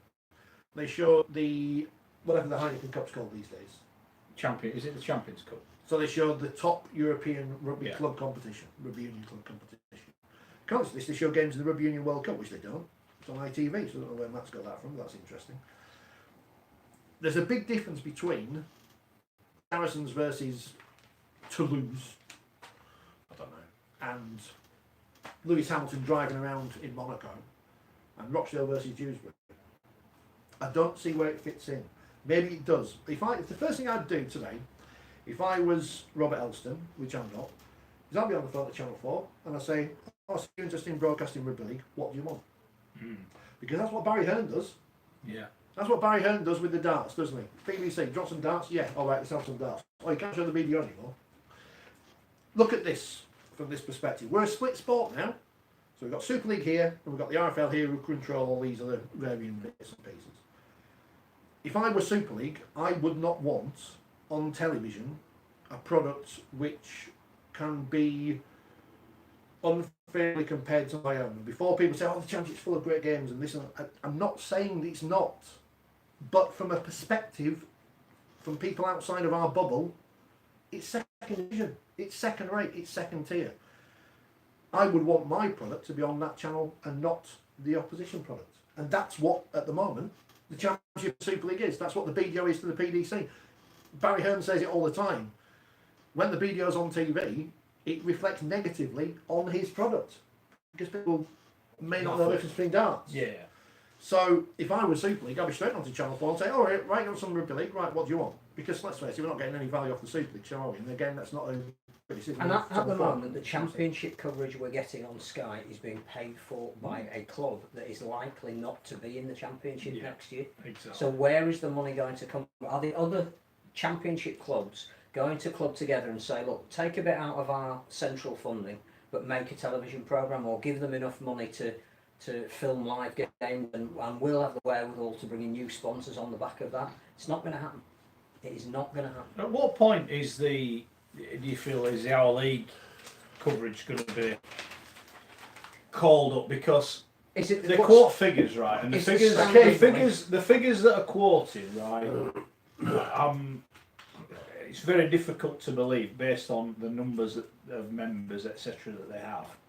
And it's interesting that on another programme, Mr. Rimmer quoted a figure that was far, far different to the figure that I actually got off an official RFL spokesman the day before. There was a huge discrepancy there. So why that straight away would worry me as to what figures are being bandied out in the media to what actual figures are. But there's clearly a big investment. The Our League coverage is very good. Is it good enough? Is it a good enough high quality standard to be on Channel 4? Because that's the other alternative, that the RFL will produce something themselves. But this is my point, Phil, is how much money is being spent on that. And I would imagine that, in fairness to the RFL, they're not scrimping. They're paying, we know what they're paying. They're paying fair rates. They need a company to produce it. I presume they're paying them a fair rate. There's a big investment going in here. And at the moment, it's getting nil, getting nothing. Nothing's coming back in. I just wonder at what point did the RFL go, how much money are we going to pour into this? Because where's their money coming from? They ain't got any money. Where's it coming from? As I said yesterday about if Channel 4 decide they want to show Rugby League, which let's hope they do. I'm not saying I don't want people to get the wrong idea. I want Rugby League on TV, but the main thing is Channel 4 don't make programmes, they commission people to do it for them. It's always saying Channel 4 do sport great, but they have outside production companies do it for them. That's how Channel 4 works. You need to get someone who will make Rugby League look as good as it can. And if that's Rochdale versus Dewsbury's, again as an example of just a fixture in the Championship, then it has to look as good as possible. And that costs money. That's why Sky are the very best, because they spend money on their coverage. You can tell the difference. No disrespect, and it's an example I'm going to make now, and I might regret it, but never mind. When you watch Sky do Super League, and last year we had Jules. If you don't like it, go listen to 5 Live or Radio Elite or something. If you look at Sky's coverage of Rugby League and then compare it to the NCL coverage on Free Sport last year, and people don't like me using Free Sport as an example, but no one watches the channel. You can tell the difference in quality, and it's not a good advert for the sport because the coverage looks crap. So fair. And that's not a knock on people involved; it's a knock on the budgets you've got. We've got a budget of 0, and you can feel that. It has to be at a level which is good, and that costs money. And as you say, the streams on the app are perfect for what the app is. Yeah. Well, we did the Challenge Cup final coverage last year. It was perfect for And what the it needed first to thing be. is that at the moment it's free. So you're not entitled to quality. If you get quality, that's brilliant. But if you're not paying for it, you're not entitled to anything. It's like some clubs now give away their programmes maybe as part of a newspaper, or do a deal whereby what you get given is free. You have no right to criticise anything. No. But if you then go to another ground and they want to charge you £3 for something, you have a right to expect the value of at least 4 or 5 articles that are worth reading because you paid for it. Now the thing with our league at the moment is, can they get to a point where they sell that on to Channel 4? They could be the production company for Channel 4. If they can, fantastic. But I think to do that, they're going to have to take money off the existing Championship clubs to pay for it. Yeah. Because as you say, the money is not in the sport. No. Unless you find a sponsor like Saurine, say, who made the shirt the back. That's a lot of models you got to sell. You've got to sell a lot. Well, but that's what you've got to. How many can we sell to this target audience? Yeah, yeah. And if you can get bachelor's peas or Heinz baked beans to do it, because they reckon they'll get double the amount of sales, great. But at the moment, just because the governing body may or may not have approached a broadcaster to say, would you be interested? A, that's not a deal, and B, we don't know. Just for a bit of breaking news, we here at 4020 have spoken to Super League Yeah. about our broadcast. Well, I was going to mention this now because So you could put that in the paper. Yeah. That would be an equally newsworthy. We've had a meeting. And they could do it from the other way around. Say Super League had a meeting with us. Yeah, they It's could. just as true. They could do. as Right. revealed on this programme at the start of the year, because we told you this and people don't listen, and it's very sad because we made you aware of it, and it's in the paper because Bilko mentioned it on Twitter the other day, and God bless him and all that, because we like Bilko and we like all the people. Wish FM aren't going to be doing Rugby League in the very near future because they've been taken over by another company, and that's going to happen across Rugby League. I'll put it that way. It's not good, but we warned you. We did. Right, we'll move on. We'll have a chat about the Championship because it's getting very tight. And I watched the Toronto game the other night and thought, Featherstone, without 2 of their best players, could quite easily have won that game. With a little bit more composure at the end, they could have won it. It's not over yet, is it? It's not over. Like Super League, Toronto dominating like Saints are. There's no guarantee they're going to win it. They could win the League Leaders' Shield this week, couldn't they? As early as this week, because they're already 11 points clear. But you've got to hit form at the right time. And Featherstone were great, but at what point did Toronto get tested before the real intensity of the games of the playoffs? Because that is the one thing that might find them out. It is. What do you make of it? You watch it, Ledge? If I'm honest, yeah, I don't like watching Toronto. Why? I just don't like watching them. Fair enough. I just can't. Do you think they're going to win the Championship? Yeah, they'll win it easy. They would have learned the lesson from last year, so from London, whether it was an attitude thing from them. But you look at the players, what they've got. You look And at the coach. correct. Yeah, but they've played at home recently. They played Toulouse the other week. Toulouse had about 7 of their first choice players missing, and still, obviously they could have won the game, but they weren't a million miles off. It took a try with 3 minutes left to wrap it up. They only just won on the weekend. I've got a feeling, I've got a feeling they're not going to win You it. think they'll get turned over I again? think who's going to win it? But I don't watch them. When I have tried to watch them, I'm just Just don't do nothing for me. You're going to get promoted. But is that because a lot of it is you feel one-sided? Yeah, and it's, it's not a you know, contest? to be honest, yeah, exactly. The words are exactly right there. You don't feel as though that it is going to be a contest, and you know what the result's going to be at the end of it after 80 minutes. So going to win. Depends on how many. Another 8,000 in the ground. Oh, the crowds are great. Fantastic. The crowds They're are great. They're enjoying what they see. They are. And it's 15 in a row that they've won, and every game at home. So clearly the home fans like what they see. But who has got the armoury to beat them? Do you think? Toulouse, Fev, Lee, chucking York and Featherstone will be interesting as to how many of their players that are currently on dual registration will be allowed to stay with them for the playoffs. Well, look at him. Well, Ashton Gold is not going to play for Leeds, is he? I've got more chance of playing for Leeds than he has. Yeah. Huh? Nice to see him, actually. Forgot what he looked like.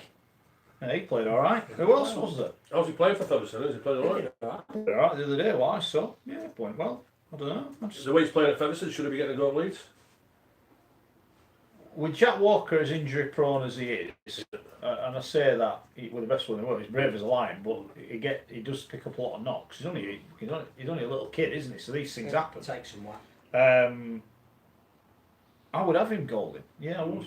And you remember when we were told, you know, when Jack Walker was going to sign his deal, Leeds wanted him to play at half-back, and he won't play at half-back, apparently. But Leeds still give him a contract anyway. Leeds are crying out for a half-back now. Someone to take a bit of responsibility, play a role for the team. Well, team game last I heard. Team game. Interestingly, no Richie Miner this week. Well, would you play Jack Walker? With this is my Robert point. Lewin? This is my point. Why are you not saying, right, Jack, son, you play for Leeds. You're not just number one, you play for Leeds. And you bring You're a very good player. Very good player. No one's disputing that. What we feel is you're going to do a better job than our current incumbent of that position. Or who can't play this week. Can't play this week, so you're going to play at 7, we're going to play Ashton Golding at fullback. Why are they not doing that? Why have they not tried it? Why did they not try that when they were struggling like hell? Why has Ashton Golding been bombed out at Leeds? The only people that can answer that are the people that have bombed him out, and I have no idea. Well, that was Gary That's kept Etherington, now, wasn't kept. it? But what is interesting is that Ashton Golding made a really good fist of playing hooker for Jamaica, and may well even play hooker for Jamaica when they play England A. And it's not as if Leeds are overly blessed with hooking options, or they haven't been. Ashton Golding's not going to play for Leeds. No, He's not. he isn't. But He's that not. they could have used him as an option before they signed Sean Lunt. Ashton Golding, whenever I've watched him, right, he's had a couple of indifferent games, had a couple of shockers, he's had a couple where you think, wow, this kid's brilliant. A couple of times on the He's a high bit up ball, and he's down. looked suspect, but Yeah. other than that, you couldn't But fault him. can you ever question him not tipping his guts in for Leeds? No. And when we've seen Leeds a few times recently, you could say some of them lads are not Well, I tipping think the it. other thing, he's been 18th or 19th man for the last few weeks, and then gone to play for Featherstone. But Might as well have Rich no, at 18th man. But when the team Yeah. come out and acknowledge the fans, the guy who does it the most enthusiastically, and he did it at Castleford, is Ashton Golding, and he's not even playing. So you can't fault his commitment. But also, No, you can't. But it goes back to the question: what is happening at Leeds? Why you can't get him? Unless but you're also there well, at training, I don't know, because but it's more than one coach now that isn't picking him. So No. But It's Phil, more than one director of rugby that's not. But, Exactly. Phil, but also, well, you mentioned there for Ashton Golding playing at hooker. He said, well, he's not going to play because they signed Sean Lunt. Hold on. They didn't have to bring Sean Lunt. No, that's Parcell what I'm should still be at Leeds. no, but if Parcell was going because they wanted to bring Robert Louis in to free up an overseas spot, they didn't have to necessarily bring Sean Lunt in. They could have been using Ashton Well, to be honest, Golding. there's no reason to bring Sean because he's not good enough for Leeds. Simple as I thought he made a difference on Friday. that. What difference? What difference? Tightened it up a lot What, tightened up in a the lot? midfield. Oh, did he? He watched a different game to me then. Well, Must have been Phil. have we Must had have been. this? Well, I know Alan. Alan's been on. Alan's made a comment about Richard saying that he shouldn't go tell the listeners to listen elsewhere. Well, This is a production based on opinion. You have mainly ours though. yeah. I must admit, when that first happened and Richard said it, I went, you can't say that. You can't say that. It is a free world. If you don't like what Richard says, you don't have to listen to it. You I can don't think tweet in, you can email in, you can abuse him. Do what the Salford fans. You All will about get opinions. blocked. You know, if you don't swear, if you you won't. abuse- No, no, if you don't some swear, you people won't. have If you've got an overstepped the opinion, think he's an I don't idiot, whatever, tell him. Did we spend too much on a story which has apparently caused lots of eruptions? I don't think so. Even though I think it's a non-story and explain why. Yeah. So, Yeah, I'd fully endorse it. If you don't like it, don't listen. There's too many rugby league podcasts out there. Yeah. Some I think some of you do come back because you like listening to Richard and you like getting stuck into it, which is what we're all about. Colin says, "What about superstar McClelland, Phil? He played for He did all right. He did. He looked physically perhaps not yet able to take on a pack of the size of Toronto, which you'd worry if he I played. saw him for an hour and all he did were drop it in, and then at the end he had a couple of runs. I thought, go on, son, that's what I want. And he did have a. He clearly has talent, but I just don't know if physically. His chip over the top were a shocker at the end. Yes. I was on the draw there, 33-1 Weird. as well. And I thought I'm getting a run here, and they dropped it twice, didn't they? But yeah, signs of a player, but still a million miles off playing for Leeds. Full pre-season, I think, to bulk up a little bit. He's David. Fev would be a disaster to win the Championship Grand Final, as if you take away their loans and Joe Reg, you would have a threadbare Championship team. It would be that much of a disaster, they would probably scrap promotion, says Dave. I mean, saying up Fev as a Trojan horse in promotion to Super League and then close the trap door. What about Lee? Because they made their intentions clear that the nearer they get to having a chance of sign everyone, they're going to still be in the market. Are they a threat, do you think? Of course they are. I hadn't had a look at the fixtures in the running. I'm sure there's some huge games coming up. It seems York? every week, York Bradford this week is going to be a massive game because if Bradford win, they may well be in the top 5, but also they're within 2 points of their opponents. If they lose, then that's 2 positions Bradford aren't going to get, and that's first or second. So. Oh, what a strange game, wasn't it? Bradford and Swinton. Swinton were twice 16 points ahead of them and they came back. So were you there yesterday? No, I was. I was invited. I was invited, but obviously I was at lunch, and so I'll be back there next week or 2, a couple of weeks. I wouldn't expect anything else, Gary. I'll be back there next couple of weeks. So yeah, York Bradford, that's a huge game, isn't it? And so is Toulouse Sheffield. If Sheffield have got any aspirations to break into the 5 as well. Yeah, they're just on the verge of getting cut but adrift. if they did get a result in Toulouse, they're right back in it. Yeah. Well, what that played as well for Toulouse, they scored 6 tries. That's a great effort, isn't it? Is that Bergel, the winger? I can't pronounce it. Yeah, to be honest well, I'm assuming that's how you pronounce it. I saw it on CFAX from the yeah, 6 tries. Was it 78 nil as well? Was it 68 67. So that's a good achievement, is that? Every game in League One on a Sunday afternoon got a big. On Sunday afternoon when Wimbledon was on and the British Grand Prix and the Cricket World Cup final, every game in League One got a bigger crowd than Rochdale on a Saturday afternoon. Did they play at their own ground this week? I have no idea. Rochdale. I believe they did. Yeah, so okay. It's worrying. They are virtually relegated, aren't they? Yeah. 9 points adrift of safety. Well, the other place is still up for grabs. Yeah. So Winners Alan could Kilshaw, who we got rid of last year, Who was doing a good job. sacked the new coach. And now Yeah, and also they sacked that forward as well at Rochdale. He's gone back to Whitehaven because I saw him play last week, and yesterday he was the man of the match against played Doncaster. 3 points clear. He scored 2 tries himself, and this sort of thing. I just don't get it. Don't get it. Witness are not saying lucky, that's the wrong phrase to use, but it's a good job they've got that positive points difference at the minute, isn't it? Because they could get sucked into this one, especially playing Toronto this week if Toronto are in the mood to put a score on them. Well, Barrow plays Swinton, don't they? Yeah. Although Swinton are going very well at the minute, we must admit that. But if Barrow were to get a result there, then you're only 1 win away from disaster, or 1 defeat away from disaster, should I say. Lots of Widnes fans not happy on social media yesterday because they got obliterated at Halifax. Well, I think that was a result Halifax needed, not just to avert the slide towards the bottom half of the division, but that obviously they have a cup semi-final coming up in a fortnight. You've got to be going into that in some form. Yeah, but Phil, I mean, I know what you're going to say. Yeah, but Halifax, no matter what form, they're not going to get anywhere near centre. But 38 the handicap. Where you going? I'm going down by 54. I'm going easy 50 plus. No danger. No danger. You look at the way that centre side of playing. You look at the form. No, I think you're right, but I just the power of it, the mobility, the creativity, the halfbacks, and the speed of mate. This is going to be embarrassing. It is. They watch at the form. It's almost a shame, like you said at the time, Phil. They won the big game against Bradford. They got the plum draw, whatever. They were always going to have a massive ask, and now they've had to wait 9 weeks to get their backsides handed to them. What you wanted 3 weeks after, everyone goes party time. We've beaten Bradford. We don't care. And now if your league form tails off after that, it doesn't really matter because you've had your day in the sun. Correct. But if your league form's tailed off and then you have your day in the sun, I think it's even harder. they needed to stop that slide Absolutely. this week. Yeah.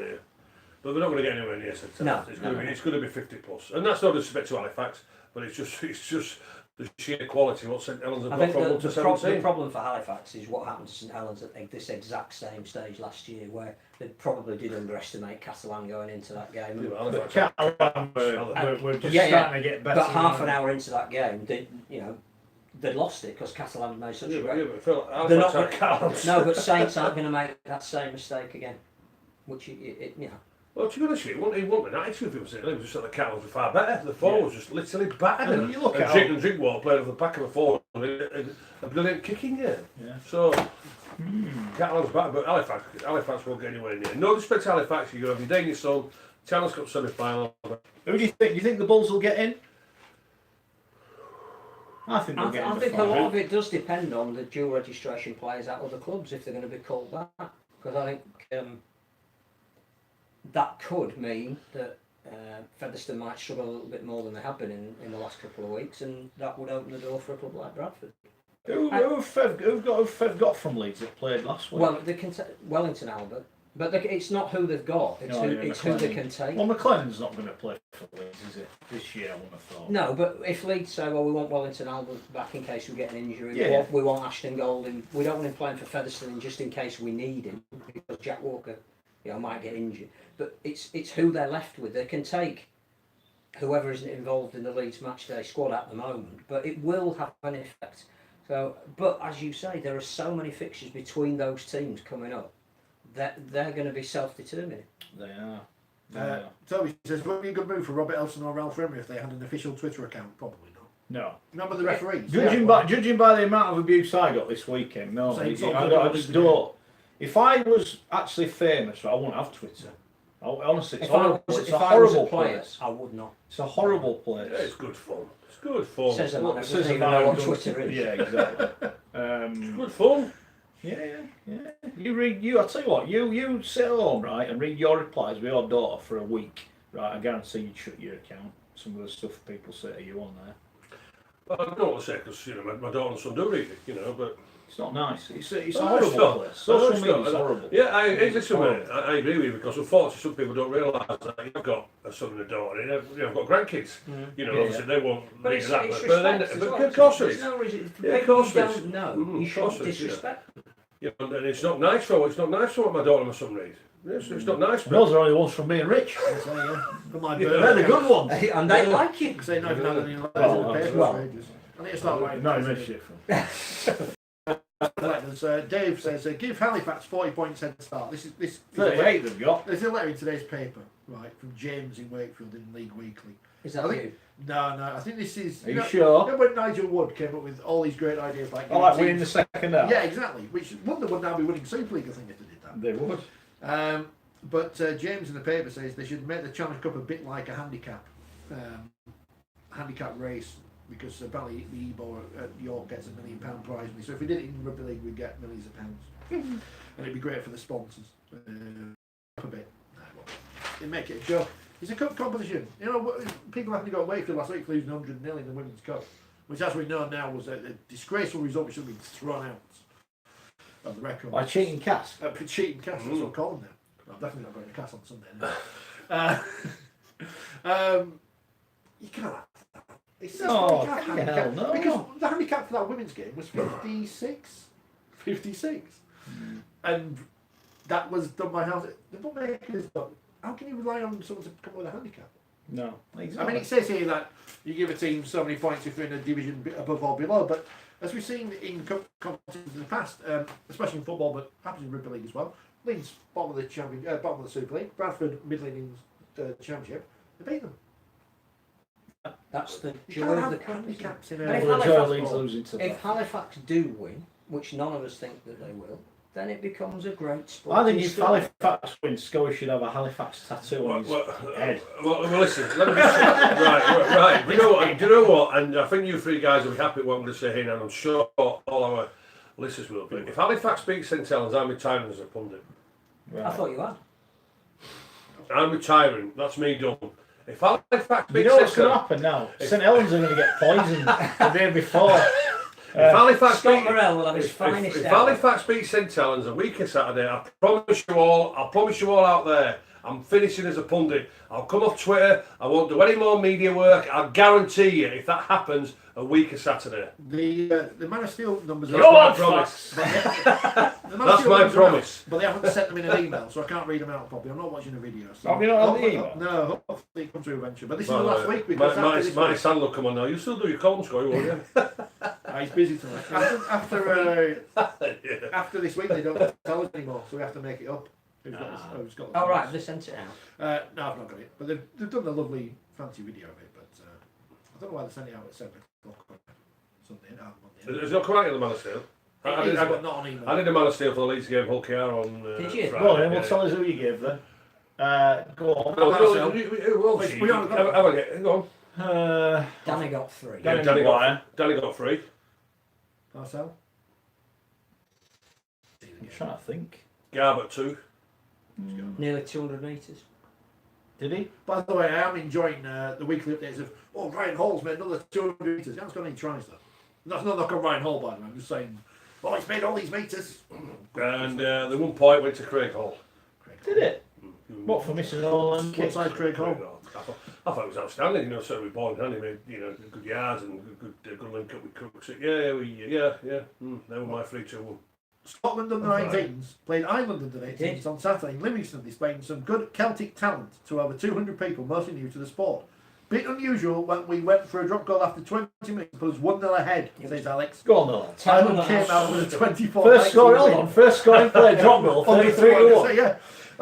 We'll be there next week. When do you play next? Waking women have done that. Well, you talk about when you talk about drop goals. Why did Mark Sneed go for that drop goal in the second half?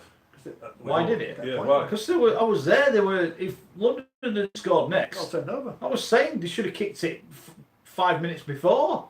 They were struggling all. Well, They really were. Well, can I tell you that on Thursday? I was watching it and I thought, this was garbage. London, the first up time, that first try. When you talk about lack of communication between a fullback and a wing, you don't expect to sit on under 8s. Anyway, we know what happened for the first half, and then for the first 5 minutes, I thought, I can't watch this. I cannot watch this. Anyway, so I thought, I'm going upstairs, I'm going to put the radio on. And to be honest with you, I fell asleep within 5 minutes. Right, I fell asleep within 5 minutes. It's radio leads for you. So then when I woke up, We didn't even listen. I were there doing the game. By the way, it's not radio leads, Alice. I can assure you. Anyway, Oh, so it's not me. so We'll clip that out. Underside. it's it's I listen to it. It's you pillock. So what's going on about? Yeah, it's you pillock. Anyway, so I fell asleep, and it wasn't because Can I beat internet for because this you kid? even though I do work with you, and we are mates. You are the best commentator. Get So on. shut up. Anyway, so I fell asleep within 5 minutes, right? And so, as I do, I wake up about 2 o'clock, half 2, what have you. So I put the CFAX on, and I couldn't believe it. 35-22. So when I do my calculations, as a Bilal lad does at that time morning, thinking, London won that second half, 22-1. Yeah. 22-1. I thought, Yeah. And they bombed a couple of chances as what's well. all that about? So tell me what happened to the second half? It was exactly what all happened about against action with Warrington. Hull. What happened to the second half? Well, can't say Hull got fed up. There you go. Hull were great first half. Yeah, I saw the first half. Did you watch it till half time? I saw the first So half. London looked like they were going to score. Milago gets a breakaway. Yeah, I saw the first half. So like last week, London were 34-0. 36-0 down at half time. Yeah, This week 34-0. 34-0. Yeah, I saw it. Come out second half, a lot more purpose. Drive it, try within a couple of 5 minutes, and they scored. Got another try, 34-12. I think. Oh yeah, they just kept coming. All were going backwards. They just kept coming and coming. All got a couple of penalties. First tackle, dropped the ball in the 20. You think, hang on, if they score here, London, and then they scored again, and you think, well, I think Dixon missed the kick, which meant they still needed 3 tries. Oh, right. And I think that killed it off a little bit. Right. So they. So the second half performance saying, i.e. from both sides, Hull's attitude or London were just like the one against Wakefield. Well, Farimo and Nilago both dropped the ball inside their own 23 times in the second half. They could not catch a cold, either of them. Right. They were awful. Right. So London were like Hull, if you like. Well, Hull were like London were in the first half. Right. Yeah. I couldn't believe it. Jason says, 22 But every runs time you second write half. them off London, as in you think, oh, this lot have gone. If they play like they did in the second half, they will dig out some wins. But looking at first half performance, so I say that first try with no communication between Dixon and the winger Williams. And then the first up tackles, jeez, they were Well, they absolutely couldn't tackle soft. Josh Griffin, couldn't they? And Morgan Smith now out for the season. Or is that confirmed? Has he gone, has he? Very Yeah, short. but you know, but still, you know, if some of these guys are bigger than you, go around the legs, they'll fall over. They fall over. The first up tackles were absolutely soft. They were. Yeah. You know, but again, I didn't see the second half, and 22-1, I thought, what is going on? What for? What for? Yeah. Get his name in the paper again. No, it was literally getting to that So, point. where yeah, it so the question is, it wasn't wasn't. easy. They weren't quite close needed? enough, but it was. Yeah, I thought it was the right thing to do. Right. Yeah, it was the right thing to do. Just stop the rot. Right. Yeah, pretty much. Yeah, just take another 2 minutes out of the game because you know, minute to restart, then you get the ball back. That's what it was Right, like. so then, obviously the question is, obviously, the old saying is to put the cue on the rack, or they didn't, you know, the attitude again. So what did Rana say in the press? I didn't go in. I I didn't go in. I don't think he was very happy. It was another of those press conferences where he said the difference between when they're good and when they're bad is too much. There's no in between. Yeah, right, okay. Right. What's happened to Jake Connor? Because he was really good a few weeks ago and seems to have gone off the ball. Yeah, he played at 6 again. He didn't have a good game, I think. He My certainly own didn't the opinion. week before. It's a bit out of They form, need to isn't it? decide where they want to play him for the semi-final. Phil, you just hit the nail on the head there. They need to say to Jake, right, this week going to play. Yeah. So he knows himself. So then he can become the player. What everybody thinks, what's inside Jake Connor. Does that make sense? Yeah, He needs to be told whether he's going to be a centre, looks forward, or stand off. Because it's not fair to the kid, to be honest with For you. the He doesn't time know what he's at, being, does he? I think he's better at centre. I agree. Yeah, I do. Yeah, I agree. I thought he deserved the chance at 6, but it seems that it's almost like being so close to the action inhibits him a little bit. Yeah. Put him a Less little is bit more, wider. I think. Less is Give him more. some decent ball and it can kill you. Yeah, less So- is more with it. Well, that's Become a world-class centre. right, well, let me just say this. Because I don't know anybody else who was a centre that became a standoff, do you? Yeah, he sat next to him. Oh, Right, yeah, so. that's What, Richard Shaw? Right? Well, yeah, exactly. Well, Matt Cross, Wilson. we could But this is what. This, But you have to be well, a world-class centre first before you became a standoff. I agree, yeah, but right, so the two factors there with Jake Connor, and it's what I saw on Friday night at Leeds. Jake Connor, yeah, if it's a standoff, he can't be getting at first man. He needs to be at least 25 yards away from that ruck area. When I watched Leeds on Friday night, the shape was absolutely, totally wrong. First of all, Trent Mirren being the first man passing the ball, too slow, no good. That gets him out of the job from there. And then the second point what I saw was, Robert Louis was getting the first man, hitting Richie Miller out wide from there. Richie Miller's not the creative player. So Robert Louis, quite clearly, needs to be the second man out from there because he's the creative player like Jake Connor should be, about 25 yards away from the hook area. And Richie Miller, as what he is, feed him, go down the middle of the field and be a support player because he couldn't create anything. Can't create, but the shape and the speed of the balls going out wide was absolutely useless for our team on Friday night, and the shape of it was totally wrong. You can't have Miller at the first man pass the ball because he's too slow, and Robert Louis, he's the main creator, he needs to be outside Richie Myler, and he can't be the second man from there. Can't be, he was just too slow and no creativeness whatsoever. How impressive was I do Paul think, Carroll? I was just Very going to say, impressive, I do yeah. think that what really hurt Leeds was that good Hulk out. I agree. Particularly their speed and turning the ball inside a lot. Keeping the ball alive. Yeah. Lovely. You look at Lovely the to watch. brilliant. But the forward pack must, sorry, but well, Iraqi. He's playing the best form in the Tony Smith now for the last month. The best he's played for 4 years. Yeah. But that's just enjoyment. What a coach is giving you, that sort of freedom, to play, express yourself. I think Danny Maguire afterwards was saying there's still a lot of work that they need to do on defence, that they are conceding too many points. But one They thing score enough to win one games. thing they're not going to do is change their attacking anyway. And Tony's come in and said to them, like he did at Leeds in 2004, if you want to have fun attacking, you got to defend as well. You can't just do one side of it. Yeah. And gradually they're getting to be able to balance that out. But it's a hard thing to do when you're in season. Quinlan's made a massive difference coming back. Yeah. He's another outlet that his speed and again on the back of people like what Maguire's doing, to have Quinlan then to come in on. But I thought Drinkwater had his best game. He did, yeah. Well, again, Because he wasn't just kicking, he was actually creating. Absolutely, but what he was doing though, he was letting Maguire be the main organiser, so he was just like being a support player. But That's what it if is. he saw a chance to run, or I think was it the first of Lynette's tries, it was Drinkwater who was the provider for that, putting a beautiful pass. Right, yeah. Right, also as well, what I'm going to say here, what Leeds have to do is what Steve McNamara has done to Marty Smith, right? Richie Myler should not put another Leeds shirt on. Well, it's going to be interesting this week. Richie Myler, now Leeds have to... What about Richie, that forward pass? Look, Richie, you know, Dropping the kick. as McNamara's done, he's grown. Just kick off. So who? Hold on, Phil. Hold on. I'll answer that. But what Richie's got to do, he's got to grow the crystals like McNamara's done. Matt Smith won't play for the Cowans again. Richie Myler now for the rest of this season should not play for Leeds, and so the half-back partnership should be. And he's not being quality. Put Liam Sutcliffe at 7 and Louis at 6. Is Liam a bit big for a 7? Listen, Has he got the hands? yeah, he's got good player. He's functionally. That would be my hat. That now I would be saying to Sutcliffe and Louis, this is the half-back partnership now for the rest of the season. Us moving forward to avoid relegation. Richie Myler, like Matty Smith at the Catalans, come on Denise, if you want to come on, you can come on. Richie Myler should not put the shirt on again for Leeds anymore. So then in 2020 it's Louis and Gale as the half-backs at Leeds. Is that what Why is Gail coming to Leeds, is he? I don't know. It's right. But Rich seems to know more than a lot of people. Yeah, only about women's rugby. I don't know anything about it. Okay. We should pay homage to Salford for their magnificent victory Fantastic victory. against all the odds. And again, Jackson Hastings, we haven't had the marks yet, but I'd be very surprised if he hadn't got the 3 from the reports and the highlights that I saw. Absolutely tore Warrington apart. Yeah, he did. But again, you talk about consistency, and Warrington, we bought Blake Austin as the final piece of that jigsaw. Blake Austin. The final, Great Britain Blake Austin, but the final piece of the jigsaw.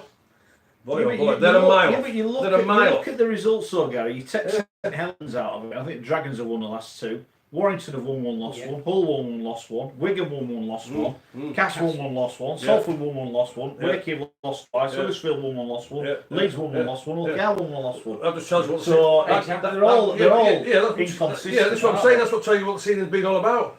Inconsistency.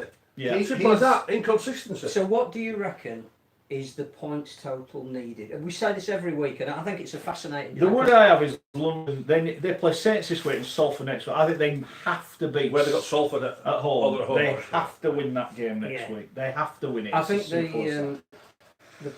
the Saints game's interesting because they've already beaten them this year. Unfortunately, that will give Saints motivation. Unfortunately, I think for London. Yeah. And a bad thing for London is that Saints got Halifax. If Saints had Warrington, then he may well have had to rest a few bodies, but he hasn't had to, has he? But I think are Wakefield still in danger? Do you think as our mathematically yes, but I think we'll be okay. Because I think we said the other week 20 points is probably what you're looking at to be safe, so there's absolutely no question now. The Chester Outby grade has got bigger over the weekend. What do you make of that? I go back to what I said a couple of weeks ago when Andy Kelly got sacked in 2000.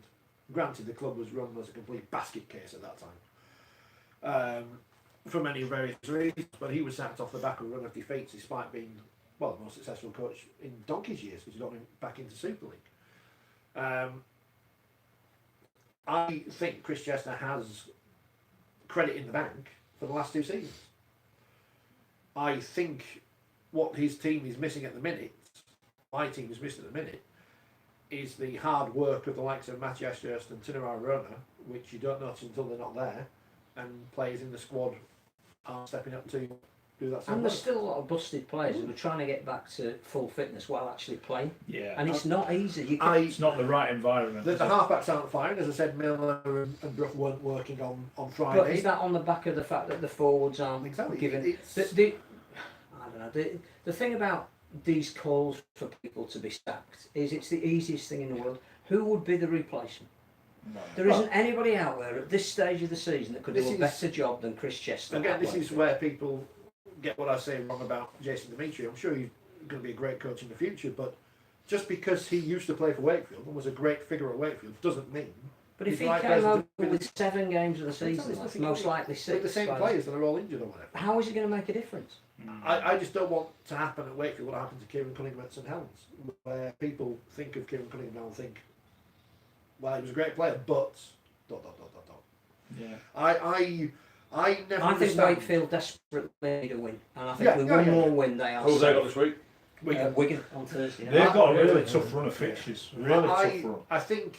Because the problem for Wakefield as well is that Huddersfield play Hull KR, so one of those teams is probably going to be on 18 points. Yeah. There could be a draw, but the likelihood is that they're pulled back into it if they don't beat Wigan. Yeah, they need to keep that points difference. And then Huddersfield play Leeds the week after, Yeah. so you could do it. And this is my worry for London: is they need a win in the next couple of weeks, otherwise they're going to get cut adrift. That's the worry I've got for London. Yes. I think that you, having seen it, I didn't see all the game that you were at on Thursday, just a bit of it in the highlights, that London seem a tired team, and I think Danny Ward took over responsibility for changing the team. I think he felt that he had to change the team to freshen it up, and he was really good about saying, I think it was my fault. I think he had to change that team. Yeah, I think he might just be wanting to give a couple of people a kick up the backside as well. But the trouble is, he hasn't really got the latitude to do that now. Well, maybe he wrote it off, but he's picking his battles coming up. But like you said, the next battle he's got is probably harder than playing Hull away. Yeah, but they've got to beat. I think they've got to beat Salford. Much to the delight of our Salford listeners. Well, I don't think Salford will get beaten again this season. I think they'll win every game by 40. They're going to win the grand final. I think as a sport, we need to get out of the mindset that just because someone used to play for your club and was really good for your club means they'll be good either A as a coach or B as an administrator. Because look at Leeds, they've got a couple of them. Any good pubs in Leeds? Not the Skyrack apparently. Well, that's not what the staff say. So I like the Skyrack, I was in there mistake, isn't it? There you go. I knew you'd like it. Maybe that's why they didn't like it in there. Who did like it in there? No, move on. But not every great player is going to be a great administrator nor a great coach. You love that? Yeah. For whatever reason. Right. Are we on a What are you pointing at me for? Daisy's happy because Morgan Smith signed another 2 years at London. Which is So, very yeah, good. Anyway, why's he out? What's he done? He's Shoulder. dislocated his Oh, shoulder. okay. Matt, this is the last Man of Steel table we will see. Oh, yeah. Because, and I haven't got the numbers because they haven't come through yet. Some have, I've seen. I think Jackson Hastings got Well, 3. they are joint top now. Jackson Hastings and Blake Austin on 25 Sam points. Tompkins definitely got 3 for that time. Liam Watts is on 20. David Fafita 18, along with Lachlan Coots. Darrell Clark on 17. Johnny Lomax 16. Williams, Ratchford, Tompkins on 15. Kelly and Roby on 14. So that's the last numbers we will see. How far off the top is Lachlan Coote? He is, where is he gone? 18. 25 minus 18. 7 points. 7. I reckon he'd be my outside, but he's just so consistent. Okay. Hashtag Man of Steel. Very good. Right, let's have a look at the predictions this week then. So people who just joined us for the predictions, because it's a standout bit, don't get upset, will you, if we don't pick your team to win? Because just because we don't pick them to win doesn't mean we don't like them, or we dislike them, or we don't like any of the players, or we're rude.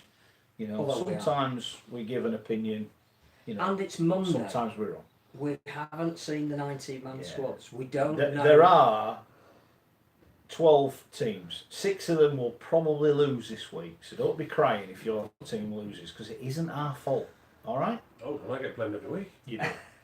Wigan, Wakefield, Gary. Thursday night, Wakey, out of form. Wigan, tail between their legs after that defeat. Got a few forwards missing. Can they bounce back against Wakey? Yes, without a doubt. As you mentioned there, out of form Wakefield.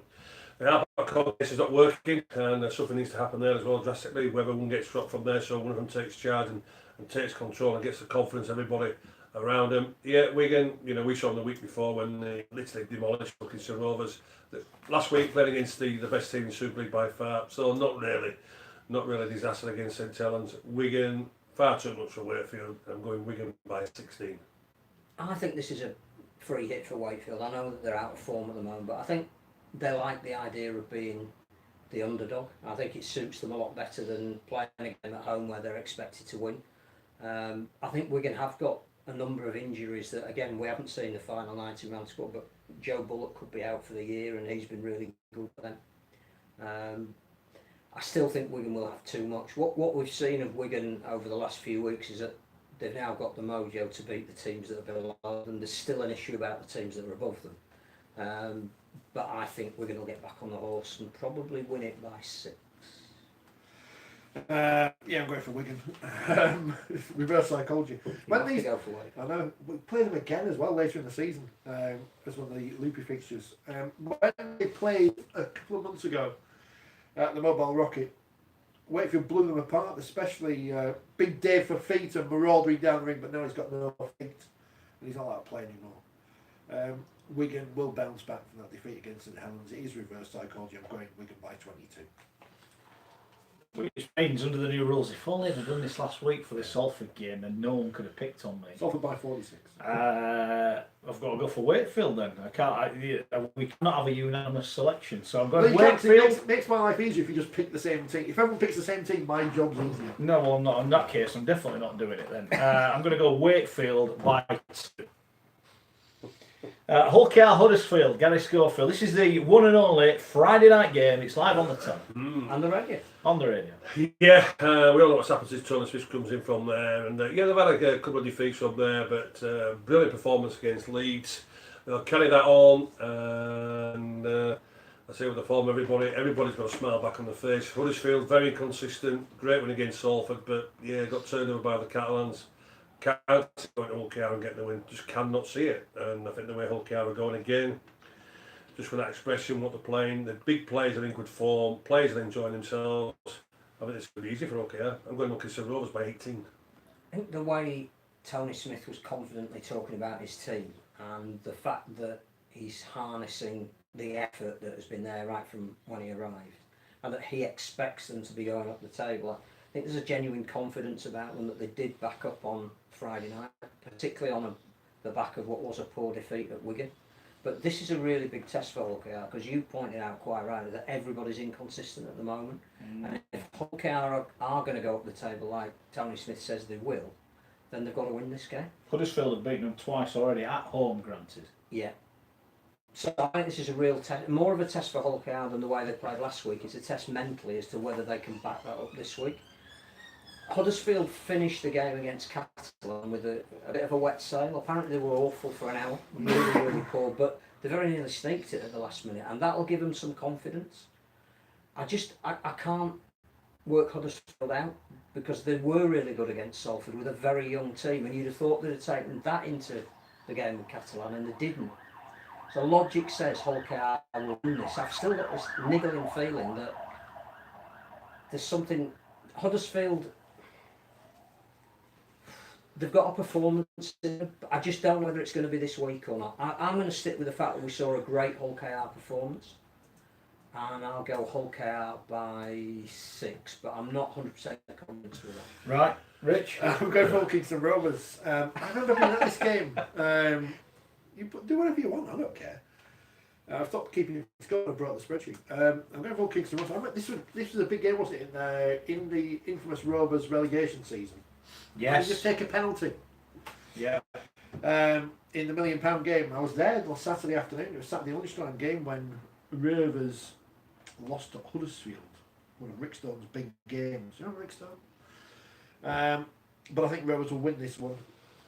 But everyone's inconsistent, so I don't even know why I'm saying this. I shouldn't really tip Huddersfield, shouldn't I? But I'm going to OKR to win at home by 8 points. I'm being ganged upon here. Absolutely ganged upon. Well, we should You change don't the have to. order. No. Change the order. No. Yeah, that's a good point. We will next week. Yeah. But this week, I've got to go for Huddersfield. They've already beaten OKR twice this season.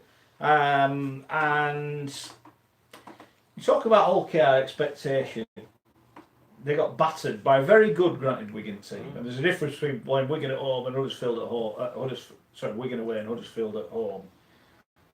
I think they'll have a crack at the Giants. I think they can cause an upset. I think pressure does funny things. It's all right going to Leeds away when you've got to win. The weight of expectation at home will be far greater. I'm going the Giants by 4. Right, moving on. Cass against Warrington, the legend. Yeah, well, Darryl Powell says he wants 7 from 7 for the last 7 games, so if the players buy into that and the confidence what they've got, decent win against Wakefield. I didn't expect them to win that easy, to be honest with you, from there. Warrington, surprised he got turned over against Salford. He'll want the reaction, will Steve Price from there, but Darryl Powell has said it to his players, he wants 7 from 7. And I think this will be the start of that 7 from 7. I'm not saying he will get 7 from 7, but I think this will be the start of a bit of a run for Cass. And I'm going Cass to turn Warrington over. Not by too many. So it's just going, as Alan says, it's 7 for the Castleford Tigers. Warrington have to perform this week because they're going into their biggest game of the season next week. It's all right spending all the money, doing all the marketing. Yeah, you've got to do it. You've got to do it. And their run, I don't know what the form is last 10, but they'll lost as many as they've won, I reckon. They need, if they are to seriously go into the game against Hull in the semi-final in anything like form, they need to put a marker down this week.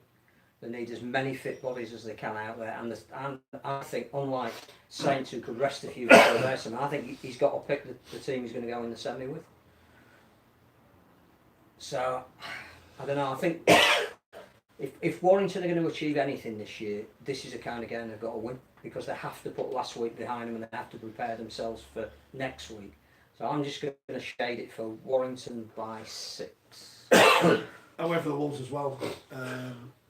Wolfie et al. Why did Castle kick off at 3:30? Someone told me the pits Pubs. years ago. Pubs. Yeah, the pubs are open all day now. Unless Castleman's just got its own laws. I mean, Yeah, no, yeah, they've got their own laws. no, I'm not going to Castle, so I can say what I They've got your own laws. So I'm going to go with Warrington. Although Castleman were good, and they wouldn't surprise me if they won. I think this will be a close game, and I've gone for Warrington by 8 points. I think the pressure's building on Warrington. Really is starting to build. Saints go from strength to strength. Warrington are crumbling. 1 or 2 injuries, 1 or 2 bumps and bruises. Goes. I think you mentioned a free for weight. I think this is a free for Cass. I think they'll fancy this. I think Darryl Powell have them whipped up. Good win last week. I think Castle win by 8. Right, on to Leeds against Hull. Oh, here we go. In the Gary Schofield derby. Is the shield for this?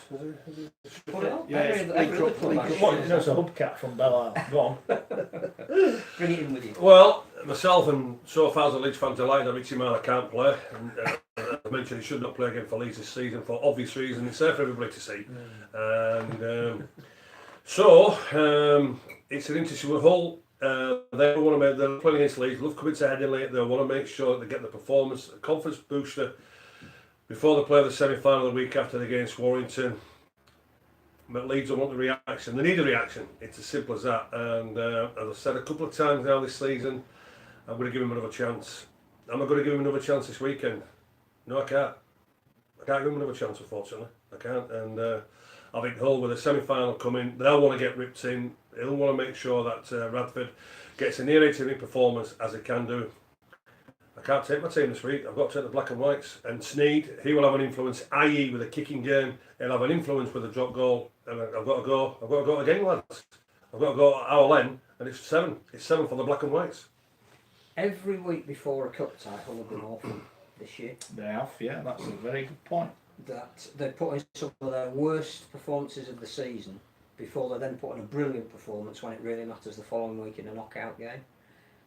And again, everything we say, which is nearly wrong every week anyway. Is, Oh, you speak for yourself. Alright, I'm nearly wrong every week. I don't even know how you can pick this game without knowing what the squads are going to be, because I just don't know if Lee Radford is going to rest any players for the week after, which is the much bigger prize at this stage. I'm going to probably suggest that he will, and in that case I think Leeds will win by 4. As I'm going now, because I've been sent there. Hey, can we get some things to break the band? Okay. It's me and plugs or something. I hope they're not going to be at the Women's Cup final. Well, boycott if they're going. But despite the band, and despite obviously that Leeds in crisis is funny, they've got this really good record over Hull, haven't they? I seem to remember. Yeah. And I know these runs do come to an end sometimes. But I think Leeds. Why am I tipping? I don't even know. There's no explanation. Leeds by 2. Will Hull have one eye on the semi-final? I don't know. I don't even think, you look at Hull in the first half last week, Hull in the second half, they don't even know what they're doing in the next 10 minutes, let alone what they're doing next week. Someone we always beat Hull. Leeds got shown on Friday that they're still not a good team. Whatever you think of it, they're still not a good team. Why they are where they And that's where they are when they are, right? And we all know Hull, 3 out of 10, 9 out of 10. I've got a feeling they come to play. I get what you said about the cup. I do, and they did it. They chucked it in the week before and in both the last 2 games. I don't think they will. I think Lee Radford will be that angry with what happened last week, humiliated on the big stage. I genuinely think that Leeds could get spanked at the weekend. I do. I still think they'll stay up, so it's not an anti-Leeds thing. I'm going to go Hull by 24. By 24. Yeah. If Hull come out and play 9 out of 10, Leeds got Say battered by 46. OKR. And Say 46. OKR bombed about 4 good chances the other day. and they battered you. Absolutely battered you. Leeds fans, I missed about 19. Leeds fans, don't let Salford fans outdo you. Get ripped in, Leeds fans. Don't let the Salford fans outdo you. Did you go for Hull? Only by 7. Alright, okay. Yeah, but he wins either way, doesn't he? Salford, London Saints. Come on, we need to be quick. I don't get paid overtime. Yeah, St Helens, they won't forget what's happened down London. Was 4 or 5 weeks ago from there. And yeah, they got the cup the week after, but they know it's Halifax. No disrespect to Halifax from there. St Helens will want revenge. London, yeah, they're nowhere near showing the form before they played St Helens. This will be a nice warm-up for Saints. I'm going Saints by 24. Yeah, I just think Saints are really hungry at the moment, and even if there are 3 or 4 young kids that are bought in, they'll be fighting for a place on the bench in the semi-final. I can't see them losing at London, and I think that the key is they lost there once before, and they want to put that right. I'll see Saints losing, Saints by 18. Saints will probably rest players because of the pitch and whatever, because everyone's got excited celebrations this year, and they will win on Sunday by 8 points. Which means you have to go for London. We'll go for London. Wakey lost there twice this year. St Helens still had a good enough team to win last time. Don't make any bones about that. They had a good enough team to win last time. Last 2 weeks, second half, London have been good. First half, they've been diabolical. If they play like that this week, they'll be 50-0 down half time. Make no bones about that. But I think they have got 1 or 2 bumps and bruises, Saints. Players that maybe are knocked up a bit, and I think he'll do what he did last time. I don't think he regretted. He said, I picked the team I thought could win, and the team on paper should have won. End of, it should have won. I think he'll lose some out. Doesn't matter if Saints lose. I think London will win by 6. Is that your official prediction as well? Yeah, you can stick that one down. By the way, who's leading down the table? I've got my lead table now. No, it's broke. It broke because you actually got one right. Salford against Catalans. Are we doing this one, or are we just going to say Salford by 106? Well, you can't if we say that. You can't say Salford. You can't go. Right, you go first. We'll let you go first on this one. See who you're going to pick. Because if we all go Catalans, you've got to go somewhere. Who are you going to pick? Okay, you right. go first. I saw a stat that said Salford have won 6 away games in Super League, the most they've ever had in the Super League era, I think, which is brilliant. Well done, lads. Which also means they've lost 4 times. They've only won 4 times at home, which isn't good enough. They're up and down, in and out. They always do what you don't expect them to do. I think Catalans, since they dropped Matty Smith on your advice, they've won the last 2 games. Don't be flinging me under the bus like McCain and No, Cunningham. You've got Kieran Cunningham. I agree. I said to you, if they drop Smith, they'll start winning. They've dropped him, they've started winning. Correct. I think they're a team when they start winning, they keep winning. I think they'll win again this week. I think Salford will give them a game. I think it'll be tight. But speaking through bitter experience in my wallet, when I backed Salford to beat Wigan, cost me a fortune. A game they should have won, didn't win. Twice they lost at home to Wigan, who were at that point rubbish. Couldn't beat Wigan at home. Couldn't beat Huddersfield at home. Great win last week. The problem Salford have got on the league table, I'll tell you, they do have great wins, and then they follow up with an indifferent performance. Pressure's on this week, and I think Catalans are arriving at the wrong time. And I think Catalans will win by 4. Well, I've got to agree with you, and I can't take Salford. I can't have Salford, to be honest with you. I can't even know that good win against Warrington. You just mentioned there, they're hitting the Catalan Dragons at the wrong time. Yeah. They will like to come and say that, you know, we've had the troubles on the road, but they will want to go to Salford from there. Plenty of confidence, and I think there's Catalans all the way, and I think it's Catalans by 10. Bearing in mind as well, Salford beating 46-0 at home. That's going to be reminded to a few players. Salford's best performance this season was in Perpignan. Yeah, They by a were million almost miles. Faultless for 80 minutes and played a wonderful brand of rugby that, even though they've had some great wins at places like Warrington, they've not replicated the way they played that afternoon. They were an absolute joy to watch. Can they do it again this week? Yes, I think they can. If Jackson Hastings plays, I think they are a different team. You're bound to social media pressure here. Right. I think Salford will win by 10. I was called a Salford hater by a by a Forty20 magazine columnist, and I said, "You send me a shirt, I'll be on the show. I don't care." I think Salford will win, though. I don't know why. Maybe it's not like maybe I don't like the French, because you know you're allowed to like foreigners in this country nowadays. So yeah, boo the French. Going for Salford to win by 8 points. Shrug of shoulders. To be honest, whatever we say, Salford will win. The two of us, will think they'll win, and two of us will think they'll lose. Exactly. So. I always know when Salford have won because my social media goes crazy. It's funny when they get stuff no one ever bothers. Well, to text maybe all the tweet Salford fans who didn't watch the programme last week can tweet us in to say, Yeah. we're going to win. Yeah. Of course Well, I think they'll play well, but I think they'll get beat. And My only worry would be that Catalan were poor in the last 25 minutes against Huddersfield, and if they adopt that same attitude, that's why I think Salford will win. fair enough, you don't have to justify yourself. No, I've already done that. I do to Salford fans. Why? Well, because whatever we say, they don't like. Salford by 102. Right, thanks to Gary. Thanks to bit harsh. Thanks to Richard. West Wales Thanks for Richard for shouting at all our listeners. Yeah. Thanks you for listening and not acknowledging. Get the new 4020 magazine. It's out now. There you go. 4020 magazine. Wayne Bennett on the picking Blake Austin. How dare he? How dare he? Thanks to Phil who's put together the magazine. We will be back next week. Will Leeds still be in crisis? Will Wakey be in crisis? Well, London have provided a massive upset. We'll find out. See you next week.